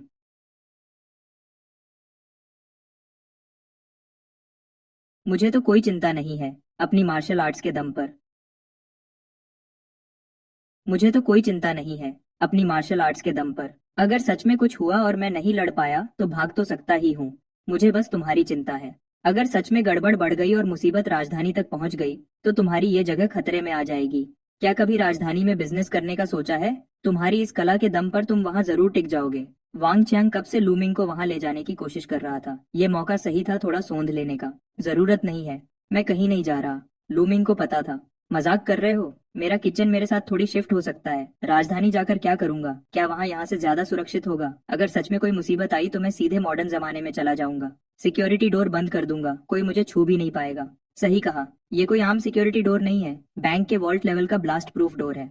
इन दिनों जब मैं फ्री था मैंने खास तौर पर मिस्त्री को बुलाकर किचन में लगवाया था। जब तक बॉम्ब न हो ये नहीं टूट सकता, बहुत सुरक्षित है। कुछ मिस्त्रियों को समझ नहीं आया कि किचन में ब्लास्ट प्रूफ डोर क्यों चाहिए, लेकिन पैसे लिए और काम कर दिया। हर किसी की अपनी पसंद होती है। उन्होंने मेरी पसंद का सम्मान किया, या अगर सम्मान नहीं भी किया तो पैसों का तो सम्मान करना ही पड़ेगा। ये दरवाजा वैसे आम लोगों से बचने के लिए नहीं था, बल्कि चोरों से बचने के लिए था। इस तरह अगर रात को रेस्टोरेंट में कोई चोर घुस भी जाए तो वो मॉडर्न जमाने तक नहीं पहुंच पाएगा। रात को सोते वक्त मैं काफी सुकून से रह सकता हूँ। ठीक है, पता था तुम यही कहोगे, तो मुझे तुम्हें एक और बात याद दिलानी है। 3 साल में एक बार होने वाली चुनवे जल्द ही आने वाली है। बहुत सारे छात्र राजधानी जाने की तैयारी कर रहे हैं, तुम्हें भी तैयारी शुरू कर देनी चाहिए। वांग चांग ने दुखी होकर सर हिलाया। लगता है घर बैठे स्वादिष्ट खाने की आजादी का सपना अब पूरा नहीं होगा। चुनवे? क्या वो अगले साल शुरू नहीं होने वाली? अभी तो सिर्फ मार्च है, पूरा 1 साल बाकी है। और वैसे भी मैं कोई एग्जाम थोड़ी दे रहा हूँ, तैयारी किस बात की? लूमिंग ने हैरानी से पूछा। तुम रेस्टोरेंट चला रहे हो ना? केहुओ टाउन राजधानी जाने का रास्ता है। हर बार बहुत सारे छात्र यहाँ से गुजरते हैं। बेशक अब वो आमतौर पर बगल से निकल जाते हैं, लेकिन वो इसलिए क्योंकि पहले केहुओ टाउन में खाने पीने की जगह नहीं थी। अब तुमने दुकान खोल ली है तो हो सकता है कोई आ जाए। नहीं, ये पक्का है कि लोग आएंगे। मैं ये नहीं कह रहा, लेकिन वो गरीब छात्र, क्या तुम्हें यकीन है कि वो मेरे यहाँ का खाना अफोर्ड कर सकते हैं? लूमिंग को शक था। मैंने कहानियों में देखा है, कोई भी छात्र अमीर नहीं होता। सब अमीर घर की लड़कियों, कोठे की औरतों या घर की पत्नी के पैसों पर पलते हैं, तभी राजधानी एग्जाम देने का खर्चा निकलता है। इस तरह से भी उन्हें पैसे बचाकर चलना पड़ता है। ऐसे लोग 50 वेन का एक डिश अफोर्ड कर पाएंगे? शायद थोड़ा मुश्किल है। बैकग्राउंड म्यूजिक बज रहा है। तुम ये क्या कह रहे हो? जो चुनवे देने जा रहे हैं वो सब जूरन है। रास्ते में बहुत से अमीर व्यापारी होते हैं जो पैसे देने को तैयार रहते हैं। बेशक ये पैसे मुफ्त में नहीं मिलते, इसलिए ज्यादातर लोग खुद ही मैनेज करना पसंद करते हैं। लेकिन जूरन खुद भी कुछ कमाते हैं, एक वक्त का खाना तो अफोर्ड कर ही सकते हैं। लेकिन चुनवे अभी दूर है। मैं तुम्हें च्यूवे के लिए तैयार होने को कह रहा हूँ। सच कहूँ तो हमारे बियाऊजू को खबर मिली है, दक्षिण के कुछ इलाकों में भयंकर आफत आई है। लोग भूखे हैं और सरकारी अफसर संभाल नहीं पा रहे हैं। बहुत सी जगहों पर च्यूवे हो ही नहीं पाएगी, इसलिए दरबार ने फैसला किया है कि उन सबको राजधानी बुलाकर एग्जाम लिया जाए। इस तरह एग्जाम खत्म होते ही सीधे चुनवे की तैयारी शुरू हो जाएगी। बार बार आने जाने का झंझट भी नहीं रहेगा। वांग चांग ने धीमी आवाज में कहा। तो अगर कोई फेल हो गया तो क्या होगा? फेल हो गया तो वापस चला जाएगा। आजकल के जमाने में जिसके पास स्टेटस है उसी की इज्जत है। दरबार इतना कुछ नहीं देख सकता। वांग चांग ने सहज होकर कहा। ठीक है, लेकिन इस तरह से जो लोग च्यूवे देने आएंगे, क्या वो और गरीब नहीं होंगे? शायद वो मेरे यहाँ का खाना और भी अफोर्ड नहीं कर पाएंगे। मैं क्या तैयारी करूँ? लूमिंग ने आंखें घुमाई। अमीर व्यापारी है ना? जूरन के अलावा जो छात्र टैलेंटेड हैं उन्हें अमीर व्यापारी सपोर्ट करते हैं। इसे इन्वेस्टमेंट कहते हैं। और तुम भी कुछ टैलेंटेड लोगों में इन्वेस्ट कर सकते हो। जब वो भविष्य में कामयाब हो जाए तो तुम्हारे रेस्टोरेंट के लिए कुछ लिख दें या बोर्ड लगा दें तो बिजनेस अपने आप बढ़ जाएगा। शायद 100 साल बाद ये एक मिसाल बन जाए। वांग चांग ने निराशा से कहा। जरूरत नहीं है, मुझे उन चीजों का शौक नहीं है। लूमिंग ने हाथ हिलाया जैसे वो दुनिया से निर्लिप्त हो। उन गरीब छात्रों पर भरोसा करके क्या होगा? अगर सच में मशहूर होना है तो मैं खुद अपने लिए कविता लिख लूंगा, कुछ पुरानी मशहूर पंक्तियां चिपका दूंगा, एक लिटरेरी मास्टर बन जाऊंगा। पक्का उन छात्रों की खट्टे मीठे कविताओं से बेहतर होगा। ठीक है ठीक है, पैसा तो चाहिए ना? वैंग चांग ने फिर एक सांस ली। मुझे सच में नहीं पता था कि लूमिंग इतना जिद्दी है। मैं किसी को एहसान देना चाहता हूँ, ये इतना मुश्किल क्यों है? ये तो अच्छी बात है, लेकिन क्या तुमने नहीं कहा था कि उनके पास पैसे नहीं है? लूमिंग ने सर हिलाया। पैसे तो मुझे जरूर चाहिए। पैसे नहीं है, इसलिए तो पैसे कमाना आसान है। वांग चांग ने सहज होकर कहा। आह, ये सुनकर मैं कंफ्यूज हो गया। लूमिंग को लगा कि इस वक्त जो उसने सुना वो इंसानी बात नहीं थी। हम सोचो, वो सब छात्र और जूरन, क्या उन्होंने 10 साल तक मेहनत नहीं की? रोजाना सादा खाना खाकर आदत हो गई है, मुंह में स्वाद ही नहीं बचा होगा। इतना लंबा सफर, इतनी थकान, जब तुम्हारे यहाँ पहुंचेंगे और खुशबू सूंघेंगे तो कौन नहीं खाना चाहेगा? पैसे कम है, कोई बात नहीं, उनके पास हमेशा पेन, इंक और पेपर तो होता ही है। उनसे कुछ लिखवा लो या पेंटिंग बनवा लो, खाने का बिल चुका देंगे। इन लोगों में से अगर कोई भविष्य में जोंगयुआन बन गया या जिनशी, तो तुम्हारा रेस्टोरेंट पूरे देश में मशहूर हो जाएगा। कहना आसान है, अगर वो फेल हो गए तो मैं रद्दी कागज का ढेर लेकर क्या करूंगा? यहाँ तुम गलती कर रहे हो। पढ़ने लिखने वालों की पेंटिंग और लिखाई मार्केट में वैसे ही कीमती होती है, और मैं तुम्हारी मदद करूंगा। मैं राजधानी में इतने सालों से हूँ, कौन सा स्कूल अच्छा है, कौन से छात्र मशहूर हैं, मुझे सब पता है। तुम बस लो, मैं चेक करूंगा, पक्का नुकसान नहीं होगा। दोनों बात कर ही रहे थे कि बाहर से शोर सुनाई दिया। कुछ छात्र चिंग्या को घेरे हुए थे और खींचतान कर रहे थे। चिंग्या का चेहरा लाल हो गया था, वो पैसों का थैला पकड़े पीछे हट रही थी। बहन, जाग जाओ, हम लोग सफर कर रहे हैं, पैसे खत्म हो गए हैं, एक दिन से खाना नहीं खाया। बहन, आप तो नेक दिल लग रही हैं, क्या कुछ पैसे दे सकती हैं ताकि हम एक रोटी खरीद सकें? मैं, मेरे पास पैसे नहीं हैं, आप लोग जाओ यहाँ से। चिंग्या गुस्से में पैर पटकने लगी। मैं आज खाना खाने आई थी, सोचा नहीं था कि इन गरीब छात्रों से पाला पड़ेगा। लूमिंग ने भौहें सिकोड़ी, दरवाजा धकेलकर बाहर निकला। कुछ लोग मिलकर एक लड़की को परेशान करना, ये सही नहीं है ना? मालिक, माफ कीजिएगा। हम लोग सच में। आगे वाले नीले कपड़े पहने छात्र ने एक लंबी सांस ली और हाथ जोड़कर झुका। वो भूखा और कमजोर दिख रहा था। कपड़े धुले हुए थे लेकिन पुराने और सफेद पड़ चुके थे, आस्तीन भी घिस गई थी। मैंने उन पर एक नजर डाली। कुल 5 लोग थे, सभी नौजवान थे। उनकी आंखें तो साफ थीं, बस उनके चेहरे पर गहरी थकान और परेशानी साफ दिख रही थी। अंदर आ जाओ। मालिक, हम शायद ज्यादा पैसे नहीं दे पाएंगे, पहले पेट भरकर खा लो, फिर बात करेंगे। लूमिंग मुड़कर हॉल में चला गया। कुछ शुभों ने एक दूसरे की तरफ देखा, थोड़ा झिझके, पर फिर अंदर आ गए। चिंग्या ने भी मौका पकड़कर अंदर घुसने की कोशिश की और लूमिंग के पीछे छुप गई।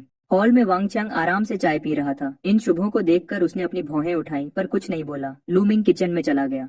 थोड़ी ही देर में 5 कटोरी गरम गरम सफेद चावल, चावल के साथ एक बड़ी प्लेट कुंगपाओ चिकन और एक बड़ी प्लेट हुई गुओरू परोसी गई। सब्जी की मात्रा आम दिनों से काफी ज्यादा थी और खुशबू तुरंत चारों तरफ फैल गई। कुछ शुभों की आंखें फटी की फटी रह गईं। उनके गले की हड्डी ऊपर नीचे हो रही थी, पर फिर भी वे शिष्टाचार बनाए रखने की कोशिश कर रहे थे। मालिक, यह बहुत खर्चा हो जाएगा। हम खा लो, यह खाना मेरी तरफ से है, लेकिन एक शर्त है। शुभों तुरंत तनाव में आ गए। खाना खाने के बाद हर कोई मुझे एक कविता लिखकर या एक छोटी सी पेंटिंग बनाकर देगा। विषय कोई भी हो, पर दिल से होना चाहिए। अगर अच्छा लिखा तो अगली बार खाना खाने आने पर तुम अपनी लिखी हुई चीजों से खाने का कुछ हिस्सा चुका सकते हो। सच में? शुभो हैरान और खुश दोनों थे। लिखना और पेंटिंग बनाना हमारे लिए मुश्किल नहीं है। अगर सच में इससे खाने का बिल चुकाया जा सकता है तो यह बहुत अच्छी बात है। बिल्कुल, हम जरूर करेंगे। लेकिन अगर बिना मन के कुछ भी बनाकर दिया तो अगली बार नहीं मिलेगा। शुभो ने बार बार भरोसा दिलाया और अब उन्होंने शर्म लिहाज छोड़ दिया। शुक्रिया कहने के बाद वे टूट पड़े और जल्दी जल्दी खाने लगे। उनका वह खाने का अंदाज वैंग चांग के पहले के अंदाज से भी ज्यादा तेज था। वैंग चांग एक तरफ बैठकर देख रहा था और लू मिंग की तरफ अंगूठा दिखाया। लू मालिक, आप बहुत समझदार हैं, इसे कहते हैं लंबी रेस का घोड़ा। लू मिंग ने कोई जवाब नहीं दिया। मुझे बस लगा कि इन नौजवानों के लिए यह आसान नहीं है, जितनी मदद हो सके करनी चाहिए। साथ ही वांग चांग ने जो रास्ता बताया था उसे भी आजमा लिया। खाने के बाद शुभो ने अपना वादा निभाया और लूमिंग से कलम और स्याही मांगी। शायद उस पेट भर खाने की वजह से या लूमिंग की दयालु भावना की वजह से उन्होंने बहुत ध्यान से लिखा। नीले कपड़े पहने शुभ ने एक बांस की पेंटिंग बनाई जो सीधी और मजबूत थी, जिसमें एक अलग ही तेजस था। एक और शांत शुभ ने लू शिमिंग लिखा, जिसके अक्षर बहुत गहराई और प्रभावशाली थे। सबसे छोटे वाले ने एक साधारण सी लैंडस्केप पेंटिंग बनाई, पर उसका भाव बहुत गहरा था। चिंग्या भी देखकर खो गई और धीरे से लूमिंग से बोली, मालिक, इन्होंने कितना सुंदर बनाया है। वांग चांग भी पास आया और देखकर सर हिलाया, फिर धीरे से लूमिंग से बोला, नीले कपड़े वाला जो वेन्यन है वह दक्षिण में काफी मशहूर विद्वान है। वह बांस की पेंटिंग जिंगचेंग में कम से कम 10 तेल चांदी की होगी। जिसने लू शिमिंग लिखा है उसका नाम ली पू है। उसकी लिखाई सबसे बेहतरीन है। लू मालिक, आपने इस खाने से बहुत बड़ा मुनाफा कमाया है। लूमिंग ने सावधानी से लिखी हुई चीजों को संभाल कर रख लिया। मैं कला की परख नहीं जानता, पर उनकी ईमानदारी और हुनर महसूस कर सकता हूँ। शुभो 1000 बार शुक्रिया कहकर चले गए और कहा कि अगर वे पतझड़ के बाद जिंगचेंग में परीक्षा के लिए रुके तो जरूर आएंगे। उन्हें जाते हुए देखकर लूमिंग के दिल में अचानक कुछ अलग सा महसूस हुआ। यह प्राचीन और आधुनिक को जोड़ने वाला यह रेस्टोरेंट अब सिर्फ स्टॉक खत्म करने और पैसे कमाने की जगह नहीं रहा था। वांग चांग भी अपने कारवां के साथ निकल गया। जाते वक्त उसने लूमिंग को एक पता दिया, जिंगचेंग में मेरा घर है, अगर कोई काम हो या तुम्हारा मन बदल जाए और जिंगचेंग में दुकान खोलनी हो तो कभी भी आ जाना। दुकान फिर से शांत हो गई। चिंग्या अब भी हर 2-3 दिन में आती थी और हर बार संतुष्ट होकर जाती थी। सुजिन्हू और उसके द्वारा भेजे गए जांच करने वाले लोगों को शायद कोई गड़बड़ नहीं मिली और वैसे भी चिंग्या वापस जाकर काम काफी तेजी से करने लगी थी। इसलिए सुजिन्हू ने फिलहाल उसे छोड़ दिया। बस उसके दिल में इस रेस्टोरेंट के लिए और ज्यादा उत्सुकता बढ़ गई थी जिसने उसकी नौकरानी को दीवाना बना रखा था। लिन हाओ वापस आ गया। वह न सिर्फ और ज्यादा गांव के जड़ी बूटी इकट्ठा करने वालों को लाया बल्कि खुद भी उसने आधिकारिक रूप से रेस्टोरेंट में काम करने की इच्छा जताई। कहा कि तनख्वाह नहीं चाहिए, बस खाना मिल जाए तो काफी है। लूमिंग ने हाँ कह दी। पिछले आंगन का एक कमरा उसके रहने के लिए साफ कर दिया। कोई दुकान पर नजर रखने वाला हो तो मुझे भी सुकून रहेगा। दिन बीतते गए। दक्षिण के विद्वान और परीक्षा देने वाले लोग उत्तर की तरफ आने लगे और केहुआ टाउन से गुजरे। लूमिंग के रेस्टोरेंट में लिखी हुई चीजों के बदले खाना मिलने की बात न जाने कैसे फैल गई, जिसने काफी ऐसे शुभों को आकर्षित किया जो पैसे से तो तंग थे पर हुनर और ज्ञान में धनी थे। रेस्टोरेंट में धीरे धीरे पढ़ने और बहस करने की आवाजें बढ़ने लगीं। हालांकि थोड़ा शोर था, पर इस पुरानी सी इमारत में एक नई जान आ गई थी। लूमिंग अब भी रोज अपनी मर्जी से उठता था और अब भी माइक्रोवेव का इस्तेमाल करता था अपने प्री कुक्ड खाने को गर्म करने के लिए। फ्रिज का स्टॉक धीरे धीरे कम हो रहा था। आधुनिक दुनिया की वह डिलीवरी शॉप पूरी तरह से सिर्फ दिखावा बनकर रह गई थी, पर उसके बैंक कार्ड में नंबर्स प्राचीन दुनिया की जड़ी बूटियों और लिखी हुई चीजों की दोहरी आमदनी से स्थिर रूप से बढ़ रहे थे। उसने कुछ सोना बदला, अपने बचपन के दोस्त लीटोंग के जरिए सुरक्षित तरीके से बेचा। आधुनिक दुनिया में चुपचाप एक अच्छी छोटी प्रॉपर्टी खरीद ली जिससे दिल को काफी सुकून मिला। कभी कभी जब रात गहरी होती तो वह अकेले रेस्टोरेंट के हॉल में बैठकर शुभों की छोड़ी हुई लिखी चीजें देखता और पिछले आंगन में लिन हाओ के एक समान खर्राटों को सुनता। यह टाइम ट्रैवल वाला रेस्टोरेंट अब और भी दिलचस्प होता जा रहा था। माइक्रोवेव अब भी गुनगुना रहा था।